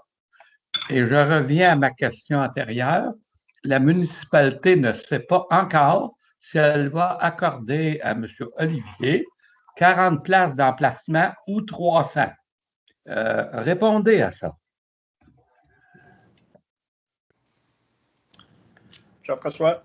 Je peux me permettre, pour ce qui est du bruit et tout, vous allez voir les citoyens Saint-Damien, à partir de l'été prochain, la municipalité elle a engagé une firme spécialisée dans les lois municipales qui vont mettre en œuvre toutes les plaintes ainsi que toutes nos lois qu'on a, que ce soit le bruit, que ce soit les interdictions de feu, que ce soit les maisons, les Airbnb là, avec illégaux. On va émettre des constats d'infraction et c'est cette compagnie-là qui va s'assurer de la quiétude des gens à Saint-Damien. C'est chose que normalement la police ferait, mais il faut faire une plainte en ligne puis appeler au Gabon pour parler d'une geisha thaïlandaise. Là. Fait que finalement, c'est ça. La compagnie va y aller avec une firme privée qui va s'occuper de la quiétude des gens. Donc, dans le même cas d'Olivier, si quiétude qui n'est pas respectée, la plainte elle va être formellement mise en œuvre et le propriétaire du lot va être mis à l'amende. Fait que c'est ça. Le groupe Sûreté va s'occuper de notre quiétude à partir de l'été prochain. Et puis l'autre question, Jean, c'était pour juste me rafraîchir la mémoire. Le nombre de sites. Oui, OK. Ben ça, le nombre de sites, je pense qu'on voit, moi, je vois la situation là. Il y a des gens qui sont opposés au projet, c'est correct, on respecte leurs droits. Il y a des gens qui ont des inquiétudes, par contre, qui sont ouverts. Fait qu'on prend note de tout ça. Puis, je pense que si le nombre d'emplacements est important à savoir, bien, on va s'arranger pour trouver une réponse, puis qu'on soit capable là, d'apaiser tout ça, puis que les gens ne soient pas inquiets là, du nombre d'emplacements. On ne peut pas vous la dire ce soir, on va discuter de tout ça, on va regarder tout ça avec le promoteur ainsi que les autres membres du conseil et le maire, et on va revenir là-dessus. Mais on voit que c'est une question que les gens se posent, puis on va s'arranger pour vous répondre de façon correcte aussi là-dessus. Oui, pour ajouter, c'est que pour être pour ou contre le projet, il faut quand même avoir des informations fiables, surtout la quantité d'emplacements disponibles qui va tout déterminer la circulation, etc. OK. Merci. Merci. Donc, j'ai Mme Sylvestre. Oui, je pourrais en revenir à la quantité de sites. Moi aussi, c'est quelque chose qui m'inquiète depuis le début. J'ai posé la question dès le départ.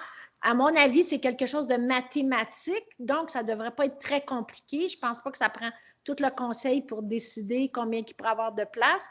Ou vous décidez d'un nombre, ou on le fait de façon mathématique par rapport à la grandeur de son terrain. Donc,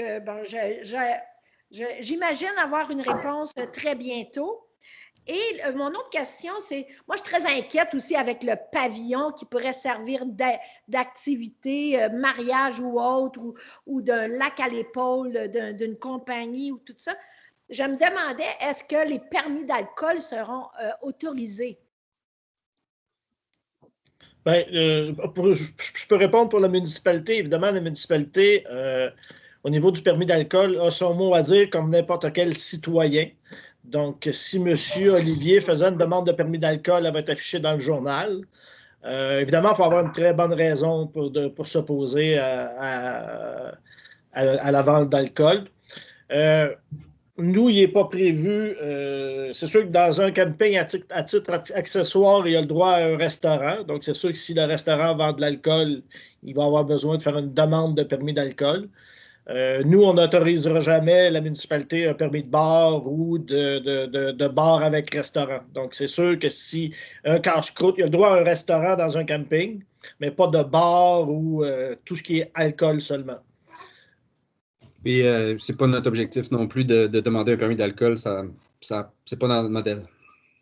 Mais s'il y a un événement de mariage sans alcool, c'est comme pas... Un événement, un permis d'événementiel, c'est différent d'un permis permanent. Oui, c'est ça. Mais okay, c'est une journée. Donc, ça ne sera pas possible d'avoir des permis événementiels. Mais ça, c'est pas une... Non, mais c'est un party, là. Je parle, est-ce qu'il va y avoir des parties chez vous, là, que moi, je vais entendre la musique puis le bruit? C'est ça. Je voulais savoir si la municipalité autoriserait la demande de permis événementiel. C'est ça la question. C'est la régie des alcools. C'est la régie des alcools, Mme Sylvestre, qui s'occupe des permis. Nous, en matière de municipalité, juste pour vous informer, si jamais on voyait que au premier permis qu'il a demandé ou au deuxième, troisième, que ça brasse, que ça vire en foire à chaque fois. Évidemment, lorsqu'il va demander le quatrième permis, la municipalité va pouvoir lever la main comme les policiers peuvent le faire. La municipalité pourra lever la main et dire à la régie, demander à la régie de suspendre toute émission de permis pour ce site-là. OK, merci. Donc, Gabriel Arnaud Berthold. Bonjour, m'entendez-vous? Oui. Excusez-moi, je ne peux pas ouvrir la caméra, ça ne fonctionne pas malheureusement. Bonjour à toutes et à tous. Merci d'organiser cette réunion de présentation ou de promotion, je ne sais plus trop. Je suis résident à temps partiel depuis 36 ans au 25-25 Chemin des Cascades. Ma famille y est depuis au moins 60 ans. Je suis parallèlement professeur de droit à l'Université du Québec à Montréal. Je dois vous dire qu'à vous écouter, je commence à m'intéresser de plus en plus au droit municipal. C'est très intéressant. Monsieur Simard et Madame Théoré-Gosselin, ma question est pour vous. Vous nous avez parlé, là, Monsieur Simard, dans votre présentation, de bien-être de votre famille, de bien-être des entreprises, de bien-être des citadins, donc des citadins de la ville. Vous nous avez en aucun cas parlé du bien-être des résidents ou des gens environnants. Ma question, et vous comprendrez dans ce contexte-là que c'est à nous de nous occuper de notre propre bien-être, c'est ce que je comprends. Alors, dans ce contexte-là, vous comprendrez aussi que c'est important pour nous, et là, je m'adresse aussi à M. Mills, c'est important pour nous de connaître éventuellement le nombre d'emplacements. C'est la façon de voir notre propre bien-être. C'est notre façon de déterminer si on est d'accord ou pas avec le projet. À ce moment-là, vous nous dites, vous, M. Simard, et je présume que vous parlez aussi au nom de Mme Théoré-Gosselin, que le nombre d'emplacements limite de votre projet dans les phases, quelles qu'elles soient. Vous nous avez parlé de la phase 1, vous nous avez parlé, sans trop la mentionner, de la phase 2, serait de 40 emplacements. Alors, si vous vous engagez aujourd'hui à faire 40 emplacements, pourquoi on ne s'engage pas à faire un règlement qui vous limite à 40 emplacements? Et on le saura à ce moment-là. C'est pas nous qui écrivons le règlement. Là, ce que je vous dis, c'est qu'on commence avec 27 emplacements. OK? C'est ça qu'on veut pour l'instant. C'est ça qu'on demande pour l'instant, c'est 27 emplacements. Mais pour ce qui est de comment on l'écrit ou comment est-ce que ça peut être réglementé, bien là, c'est avec l'urbanisme que ça va se régler. Le bien-être des résidents et des voisins, c'est sûr qu'on l'a à cœur aussi, c'est certain. On veut pas faire un projet pour foutre le bordel. Ça n'a pas rapport. C'est pas ça du tout qu'on veut faire. On veut communiquer puis limiter les désagréments le plus possible, mais on veut que les bienfaits du projet surpassent et de beaucoup les désagréments. Merci.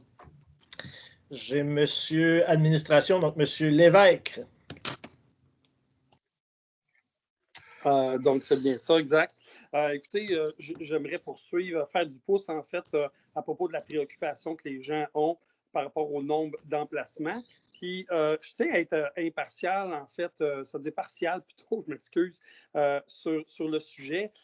Tantôt, j'ai évoqué des corps de métier ou des professionnels en fait, qui détiennent légalement, en fait, l'attribution de déterminer les règles qui sont régies par le gouvernement. La municipalité en détient un certain pouvoir, mais l'expertise, en fait, relève beaucoup plus de l'ingénieur civil. Étant moi-même promoteur, j'ai dû passer par ce processus-là. On ne peut pas déterminer par nous-mêmes, de façon arbitraire, que ce soit l'urbaniste, le conseiller municipal. Je veux dire, eux aussi doivent établir, en fait, les critères des caractéristiques des lieux en fonction d'une étude qui aura préalablement été faite par un professionnel. Donc, je réitère en fait ma demande à la municipalité qui, pour une fois, qui prennent le temps de bien formuler en fait la demande auprès du promoteur, que le promoteur s'engage à présenter en fait une étude, une analyse faite par un ingénieur civil qui, lui, déterminera en fait le nombre exact d'emplacements que M. Olivier peut se permettre sur son site. Puis, tu sais, ça se peut que, je vous dis ça aujourd'hui, ça se peut que ça soit au bénéfice de M. Olivier. Peut-être qu'effectivement, en fonction des calculs que Michel a fait, hormis le fait qu'il a oublié que le terrain n'est pas plat, mais il y a beaucoup de pentes, puis tant qu'à moi, à moins qu'il y ait beaucoup d'argent à investir dans la création de plateaux, mais bon, bref, le design, ça revient beaucoup plus à quelqu'un qui a les compétences. Donc, je souhaite que la municipalité municipalité sur ce sujet-là formulera des demandes concrètes et précises au promoteur pour que lui s'engage à engager les personnes professionnelles comme tout bon projet, en fait, qui mérite d'être présenté de façon sérieuse à une municipalité pour en avoir, en fait, l'autorisation. Donc, ingénieur en génie civil, c'est ça que ça prend.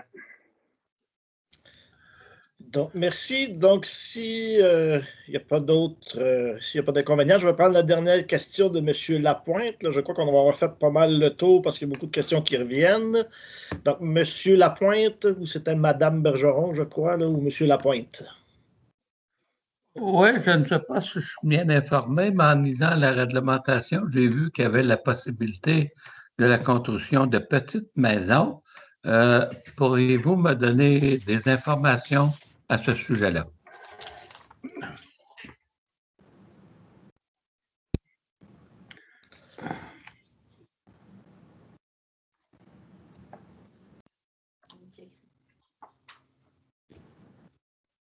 C'est pour Éric, je crois, ça se peut-tu? Ben oui, c'est sûr qu'au début du projet, il y avait la possibilité de construire des mini-maisons, évidemment en dehors du site du camping.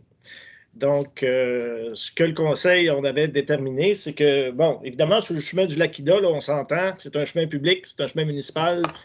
Si quelqu'un veut cadastrer, peut construire des maisons sur des terrains de 44 000 pieds carrés. C'est des maisons standards.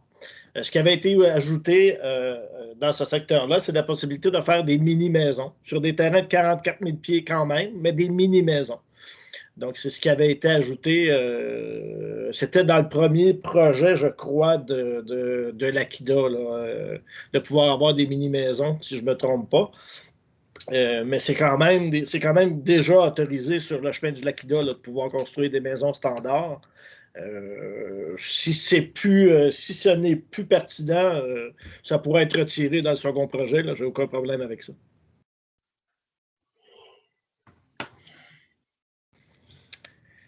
Donc, je n'ai pas d'autres questions. Madame Sylvestre, la dernière question. La dernière question pour la soirée ou la dernière question, M. Olivier? Donc, pour la soirée, à moins que vous ayez des questions d'autres, parce que là, les questions, ça s'est mélangé. OK. Dans la grille que vous m'avez envoyée de spécifications que je ne comprends toujours pas, il y a la récréation extensive et intensive. J'aimerais savoir pourquoi on accorde intensive. Je n'arrive pas à comprendre là, la différence entre les deux. Pourquoi qu'on rajoute intensive? Je vais dire ça. Après, j'aimerais poser une question aussi sur le référendum. C'est quoi la procédure pour le référendum? Je pense qu'il y a plusieurs personnes qui sont intéressées à savoir le nombre de personnes qui ont les signatures pour une demande de référendum. Parfait. Pour la récréation intensive, c'est le camping semi-aménagé qui fait partie de cette classe d'usage-là. Donc, c'est pour ça que c'était ajouté. Dans l'autre, le récréatif extensif, c'est tout ce qui est sentier multifonctionnel, puis tout ce qui est interprétation, mais ça, je crois que c'était déjà là, au niveau de l'extensif. Bien, c'est pour ça que je ne comprends pas, parce que dans l'extensif, tout ça est déjà là. Puis pourquoi on rajoute dans l'intensif, avec deux petits chiffres que j'arrive à peine à lire, là? Je m'excuse. C'est le camping semi-aménagé qu'on ajoute. OK. Donc, pourquoi qu'on ajoute ça? Ben, c'est parce que le projet, c'est un camping, Mme Sylvestre? Non, mais on l'a dans l'extensif, non? Non. Il n'y a pas de camping dans l'extensif. Ah, le camping devient un accessoire dans l'extensif. C'est ça. OK. Est-ce que maintenant, vous pouvez nous expliquer la procédure pour un référendum? Oui. Une demande référendaire. Parfait. Donc, il n'y a pas d'autres questions là, par rapport au projet, M. Olivier. Donc, par rapport aux prochaines étapes. Donc, la prochaine étape, c'est que le conseil municipal, suite à la consultation publique écrite, puis même à l'Assemblée, à la rencontre de ce soir, va adopter avec ou sans changement un second projet de règlement. Donc, ça va être le 753-10 qui va être adopté avec ou sans changement. Et lorsque le règlement va être adopté, il va être mentionné les changements qui vont lui être apportés par rapport à la version originale.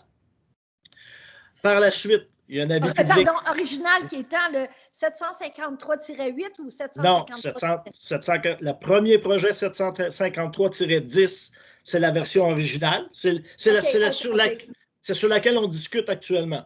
OK, parfait. Okay. Non. OK. Donc, le second projet va être adopté avec ou sans changement par rapport à ce qu'on discute actuellement. C'est pour ça que je vous disais tantôt, par rapport à vos commentaires, le conseil peut décider de changer des points ou d'ajouter des sévérités ou en enlever ou peu importe par rapport à ce qui avait été fait au premier projet. Une fois ce second projet-là, qui devrait être adopté le 16 mars, il va y avoir un avis public qui va être publié. Qui va expliquer l'ensemble de la procédure référendaire. Donc, en gros, ce que ça implique, c'est qu'il y a 2 zones d'impliquer directement. Donc, il y a la zone, si je ne me trompe pas, je vais juste par cœur. VR9.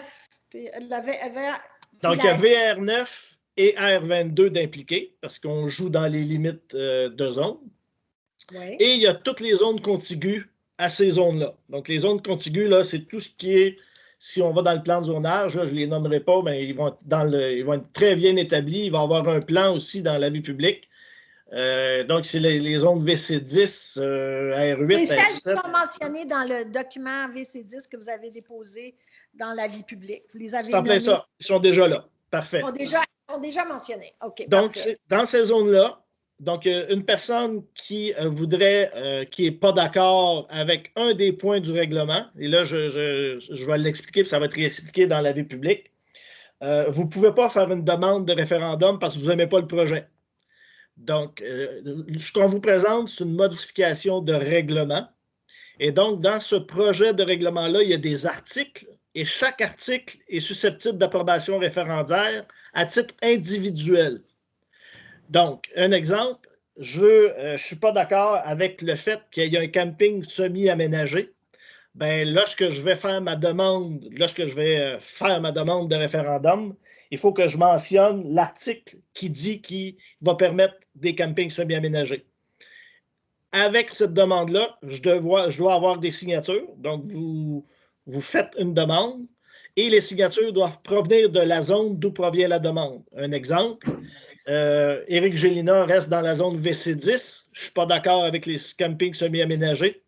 Ma demande va provenir de la zone VC10. Elle va être signée par moi et je dois avoir d'autres signatures. Donc, s'il y a plus que 21 personnes habiles à signer dans ma zone, ça me prend 12 signatures.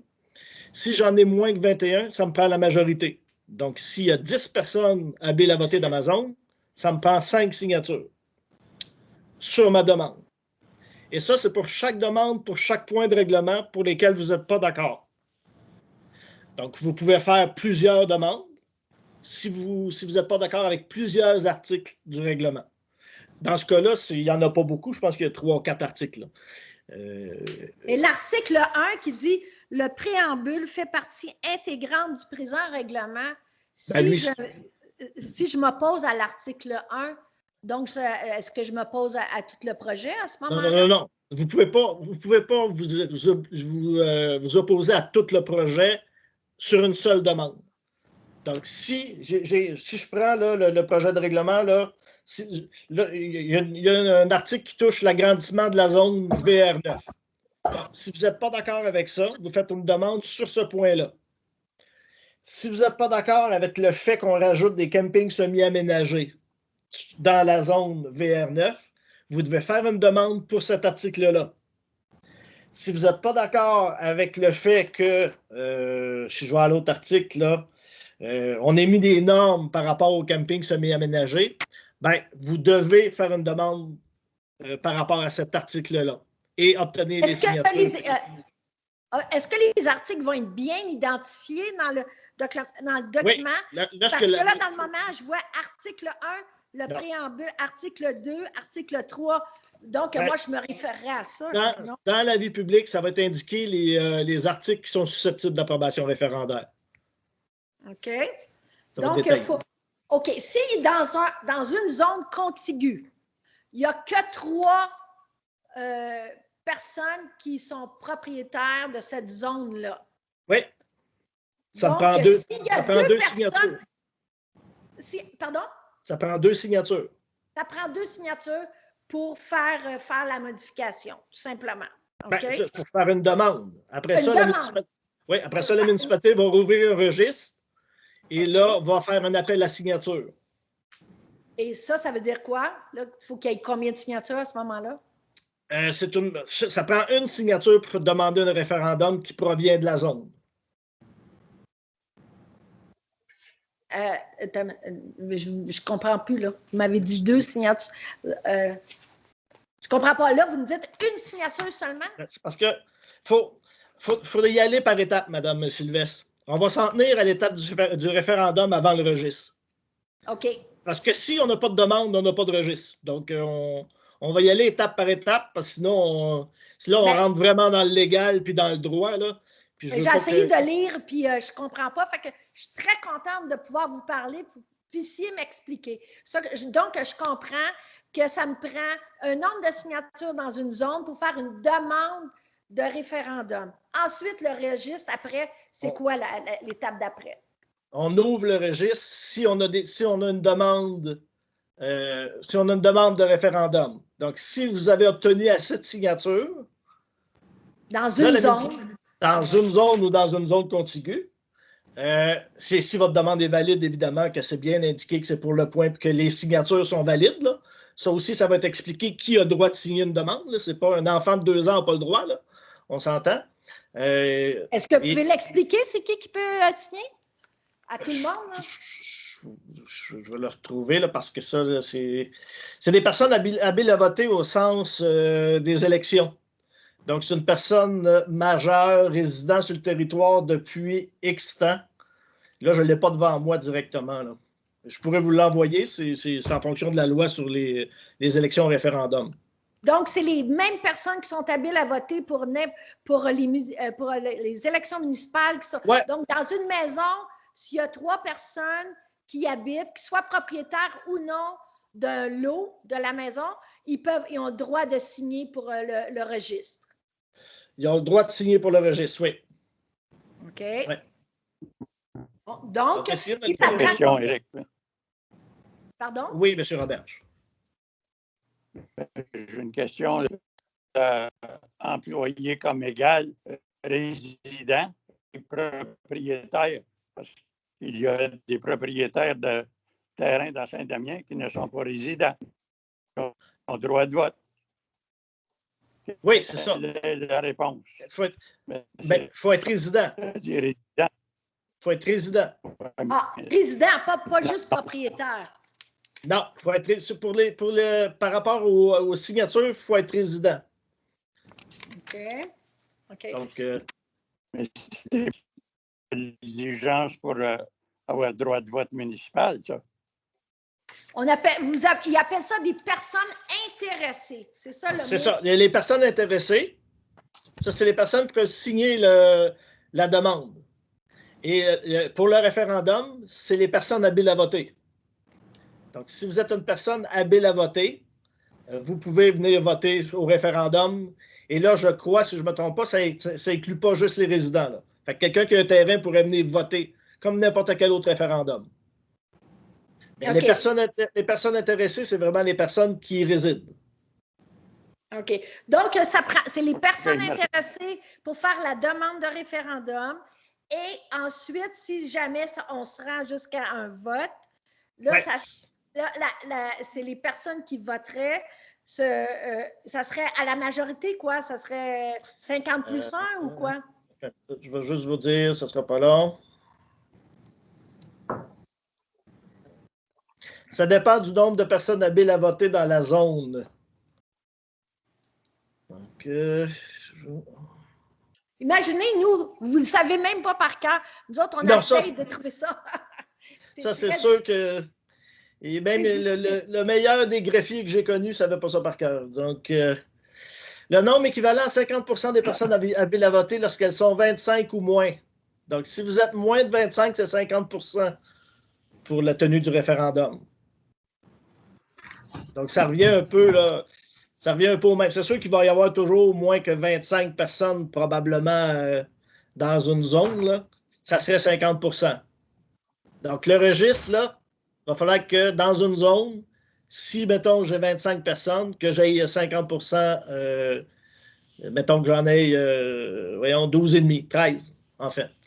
Qui devront venir signer le registre. Donc, si quelqu'un si dans une zone, il y a 3 personnes, il y a deux personnes qui signent pour la demande du référendum. Ensuite, quand il y a le registre, ça, ces deux mêmes personnes-là, il faut qu'ils aient signé pour le registre pour qu'il y ait un référendum? Oui. Puis là, après, c'est tout le monde qui peut voter. Bien, après, là, c'est sûr qu'après, si jamais le Conseil décidait d'aller en référendum, bien là, c'est la loi sur les élections et les référendums qui s'applique. Et là, au niveau du scrutin référendaire, ça se tient dans la zone d'où il est provenu la demande. Toujours. Là, si jamais vous êtes 3, et si les 3 viennent voter contre le projet, contre le règlement, bien, évidemment, le règlement est rejeté automatiquement. OK. Fait que tout peut se jouer sur 2 personnes. Mettons, en supposant dans une zone qui a 3 personnes. Dans des zones rurales, oui. C'est en plein ça. OK, parfait. J'aimerais savoir aussi, je sais que la MRC a refusé le projet 753-8, qui était le projet d'origine. J'ai demandé à 2 reprises quelle était la raison. On m'a dit que c'était le libellé qui avait été refusé. Est-ce que je peux avoir plus d'éclaircissement là-dessus, s'il vous plaît? Oui, au niveau de ce qui avait été libellé au départ, c'est comme si c'était vraiment une question de libellé. Là, on est toujours dans le domaine légal. C'est que les campings avaient été mis comme des campings comme usage principal, au lieu d'être accessoires. Donc, la MRC, ce qui nous a répondu, c'est qu'à titre d'usage principal, au niveau du schéma d'aménagement, il n'était pas autorisé d'avoir des campings comme usage principal dans cette zone-là. Donc, surtout les... Mais là, maintenant, ils vont devenir... C'était les prêts à camper. C'était au niveau des prêts à camper, pardon. Les campings étaient autorisés à titre d'usage principal, mais les prêts à camper, on ne pouvait pas à titre de principal. Donc, ce qu'on a fait, c'est qu'on a modifié le règlement et les prêts à camper sont maintenant accessoires à un camping avec des normes qui restreignent le nombre de terrains. Donc, le prêt à camper ne sera jamais plus gros que le camping semi-aménagé parce qu'il ne doit pas dépasser 50% du nombre de terrains total. La différence entre le prêt à camper et les autres campings semi-aménagés, c'est quoi? Bien, dans le projet de M. Olivier, là, les tentes prospecteurs, pour nous, c'est du camping semi-aménagé. Et les prêts à camper, c'est les bulles. Ah, OK. C'est le prêt à camper, là, c'est la bulle. Ça peut être une cabane d'un arbre. Là, c'est vraiment du prêt à camper, en fait. Okay. Les tipis, un igloo. OK. Est-ce que je sais que les maisons mobiles et les maisons modulaires sont interdites, oui. Mais les roulottes et les tentes roulottes pourraient être acceptées éventuellement, si j'ai bien compris. Non. Jamais? Non. Pas dans le projet présentement. Non, seules les tentes sont autorisées à l'intérieur du camping. OK, parfait. Merci beaucoup.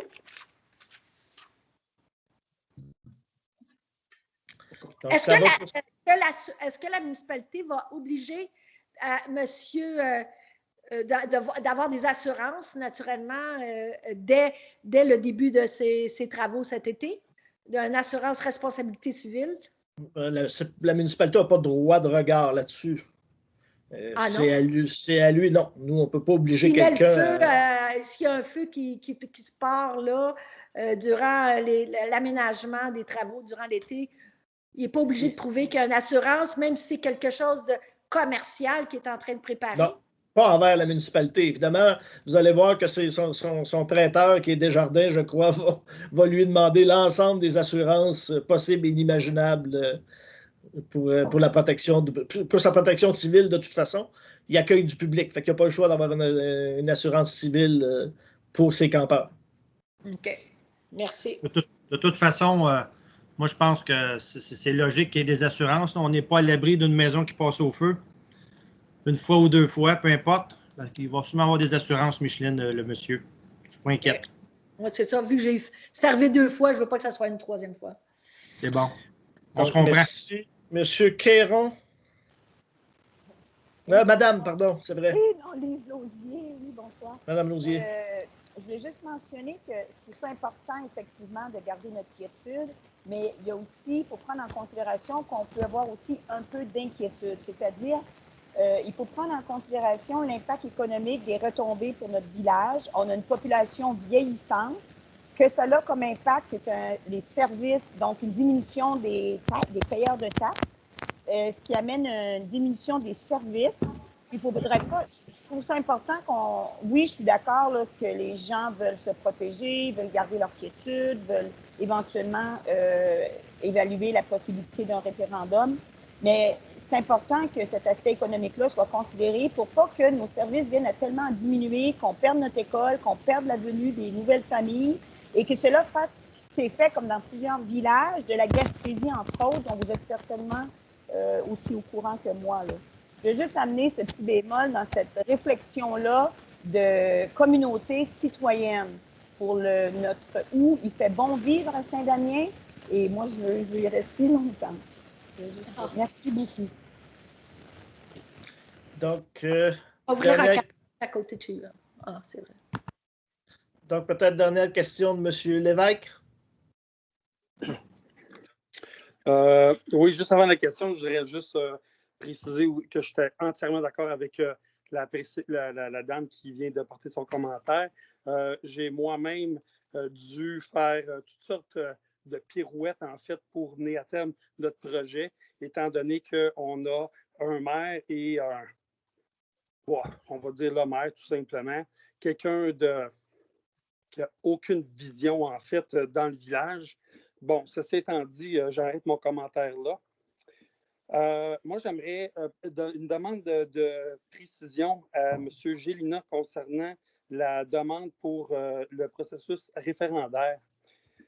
Juste pour clarifier, là, vous dites que en fait, pour vraiment mettre un cas concret, là, comme M. Mills l'a précisé, on est 3 actuellement sur la zone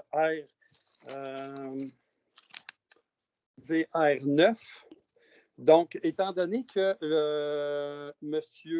Olivier n'est pas résident et l'autre propriétaire, est-ce que mon analyse est exacte? C'est-à-dire que je représente plus de 50% en fait d'individus dans cette zone-là qui peuvent faire la demande référendaire? Oui, vous pouvez faire une demande. Oui, vous pouvez faire. Vous êtes une personne intéressée. Si vous êtes 3 dans la zone, ben, s'il y a 2 si ça vous prend 50% des signatures. Et pour cette étape-là, étant donné que ces 2 propriétaires-là des lots ne sont pas résidents, donc on n'a pas à obtenir leur signature pour faire la demande référendaire, c'est ça? Non, vous n'avez pas obtenu la signature, mettons, de ceux qui sont pour. C'est vraiment la signature, là, c'est ceux qui sont d'accord avec votre demande. Oui, mais c'est ça. Est-ce que le fait qu'il soit pas... C'est sûr que M. Olivier ne signera pas votre demande. Non, je sais. Ben, donc, l'autre propriétaire, M. Mills, c'est qui encore l'autre propriétaire? J'ai oublié son nom. C'est M. Jean-Louis Roberge. Ah, M. Roberge, je viens de vous voir. Enchanté. Donc, ça veut dire qu'on devrait se faire un 5 à 7 avec M. Roberge pour qu'on partage notre opinion sur ce projet-là. M. Roberge? Ou est-ce que vous avez envie de vous prononcer par rapport à ça? Moi, j'ai clairement identifié ma position d'inquiétude face au projet. Vous, M. Roberge, est-ce que vous êtes à l'aise de vous prononcer là-dessus? C'est son fils. Processus référendaire? C'est Jean-Louis Roberge. C'est le fils de Richard Roberge, je pense. Oui, mais Il est là, puis il dit bonjour, puis il écoute. Ah, il est là, OK. Moi, je suis content des informations qu'on a ce soir. Je trouve qu'il est un peu tôt pour me prononcer définitivement. Moi, personnellement, je suis pour le projet, pour le développement de Saint-Damien, pour l'avenir de ce qui en résulte. Mais le choix définitif de dire est-ce que c'est ça absolument ou pas ça absolument, je ne pouvais pas le prendre il y a 2 heures avant qu'on commence la rencontre parce que je n'avais aucune idée de ce qu'il allait avoir comme projet. J'ai assisté à aucune rencontre avec M. Olivier. Mais ce que je dis présentement, c'est que moi, je suis favorable, mais pas à tout prix, puis pas à... Comme je dis, il me manque, je viens d'avoir les informations, là, fait qu'il faut que je dorme là-dessus un petit peu pour réfléchir à tout ça. Okay. Mais moi, je trouve que c'est un projet intéressant. Si c'est bien géré, si tout est bien respecté et tout, je pense que c'est un jeune couple qui peuvent apporter une belle dynamique dans ce coin-là de notre petit monde. Et puis, moi, je les félicite dans leur démarche et leur vouloir de le faire. Ils semblent être des citoyens consciencieux qui veulent, comme toutes nous autres, avoir un petit coin tranquille. Moi, j'habite à 2h30 de route, j'habite à Victoriaville. Puis, quand je veux m'évader, je m'en vais sur ma petite terre à bois en campagne, puis c'est là que je m'évade, puis je veux que ça soit encore comme ça. D'un côté, peut-être faut y aller avec mon auto. Présentement, il faut que j'aille en cheval ou en 4 roues parce que c'est pas carrossable. Fait que je respire avec mon auto. Fait que là, tu sais, pour moi, il peut avoir des petits avantages d'être capable d'aller sur une de mes 3 propriétés, parce que j'en ai 2 autres aussi sur le chemin des Cascades. Mais comme je vous dis, il faut que j'analyse tout ça, la tête refroidie et tout, pour voir ce qui va en résulter et qu'est-ce que tout ça impacte. Là. Donc, merci. Et bon, il reste une dernière question, Mme Sylvestre. Bon, j'aimerais savoir, est-ce que ça va être vous qui va être le greffier qui fait foi de greffier? En tout cas, j'aimerais savoir, est-ce que c'est possible? Je me suis informée à la MRC, ils m'ont dit que c'était possible, mais vous n'êtes pas obligé, mais de nous fournir la liste des gens qui habitent les zones contiguës. Oui, c'est des données qui sont publiques. Donc, je pourrais vous demander la liste de ces gens-là. Vous nous ferez une demande écrite, puis on va voir si on vous la soumet ou pas, mais c'est du domaine public. Évidemment, c'est peut-être prématuré, peut-être pour si jamais on allait en référendum, c'est basé sur la liste électorale, fait que ça sera plus simple pour nous de vous la transmettre. OK. Donc, si c'est du domaine public, ça veut dire que je pourrais éventuellement, dès ce soir, regarder sur le site de Saint-Damien, puis je pourrais les trouver. C'est ça que ça veut dire? Oui, oui. Bien, sur le site de la MRC, vous allez trouver les propriétaires de terrain. OK, parfait. Super. C'est bon? Merci. Donc, s'il n'y a pas d'autres questions, je remercie tout le monde d'avoir participé. Merci à M. Olivier, évidemment, de la présentation. Donc, comme je disais tantôt, rapidement, pour clore la prochaine étape, le Conseil va adopter avec ou sans changement le second projet de règlement. Et vous allez voir, on va publier un avis public avec tout ce qui est détaillé par rapport à la procédure de demande de participation à un référendum.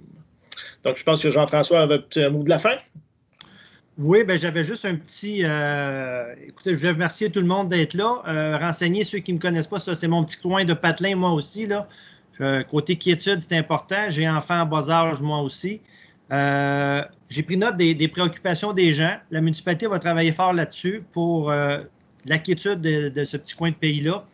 Puis, on va revenir avec... On va vous dire, bon, les emplacements, c'est important. On va travailler là-dessus aussi avec Olivier. Puis, je pense que la notion mariage aussi, là, on va vérifier ça, on va checker ça. C'est des choses que je trouve qui sont ressorties. Moi, je pense que c'est une bonne opportunité. À un moment donné, Saint-Damien, il faut qu'il rayonne. C'est correct, là, mais il faut ouvrir nos esprits un petit peu. Avec l'inquiétude des gens, c'est correct. mais c'est un beau projet. On a la chance d'avoir 2 gens, là, des biologistes. C'est quand même des gens soucieux de l'environnement. Puis, oui, on peut être opposé, c'est correct, on respecte ça. Mais à un moment donné, je pense que le soleil brille pour tout le monde. Puis, c'est important. Puis, c'est quelque chose d'intelligent comme projet. En tout cas, c'est dans ce sens-là que le conseil veut s'enligner. Mais soyez pas inquiets, la quiétude est importante et les quantités d'emplacement aussi. Fait qu'on va travailler là-dessus. Donc, merci tout le monde. Bonne soirée. Merci encore de vous être présenté. À la prochaine. Merci. Bonsoir. Merci à tout le monde. Merci, au revoir. Merci tout le monde.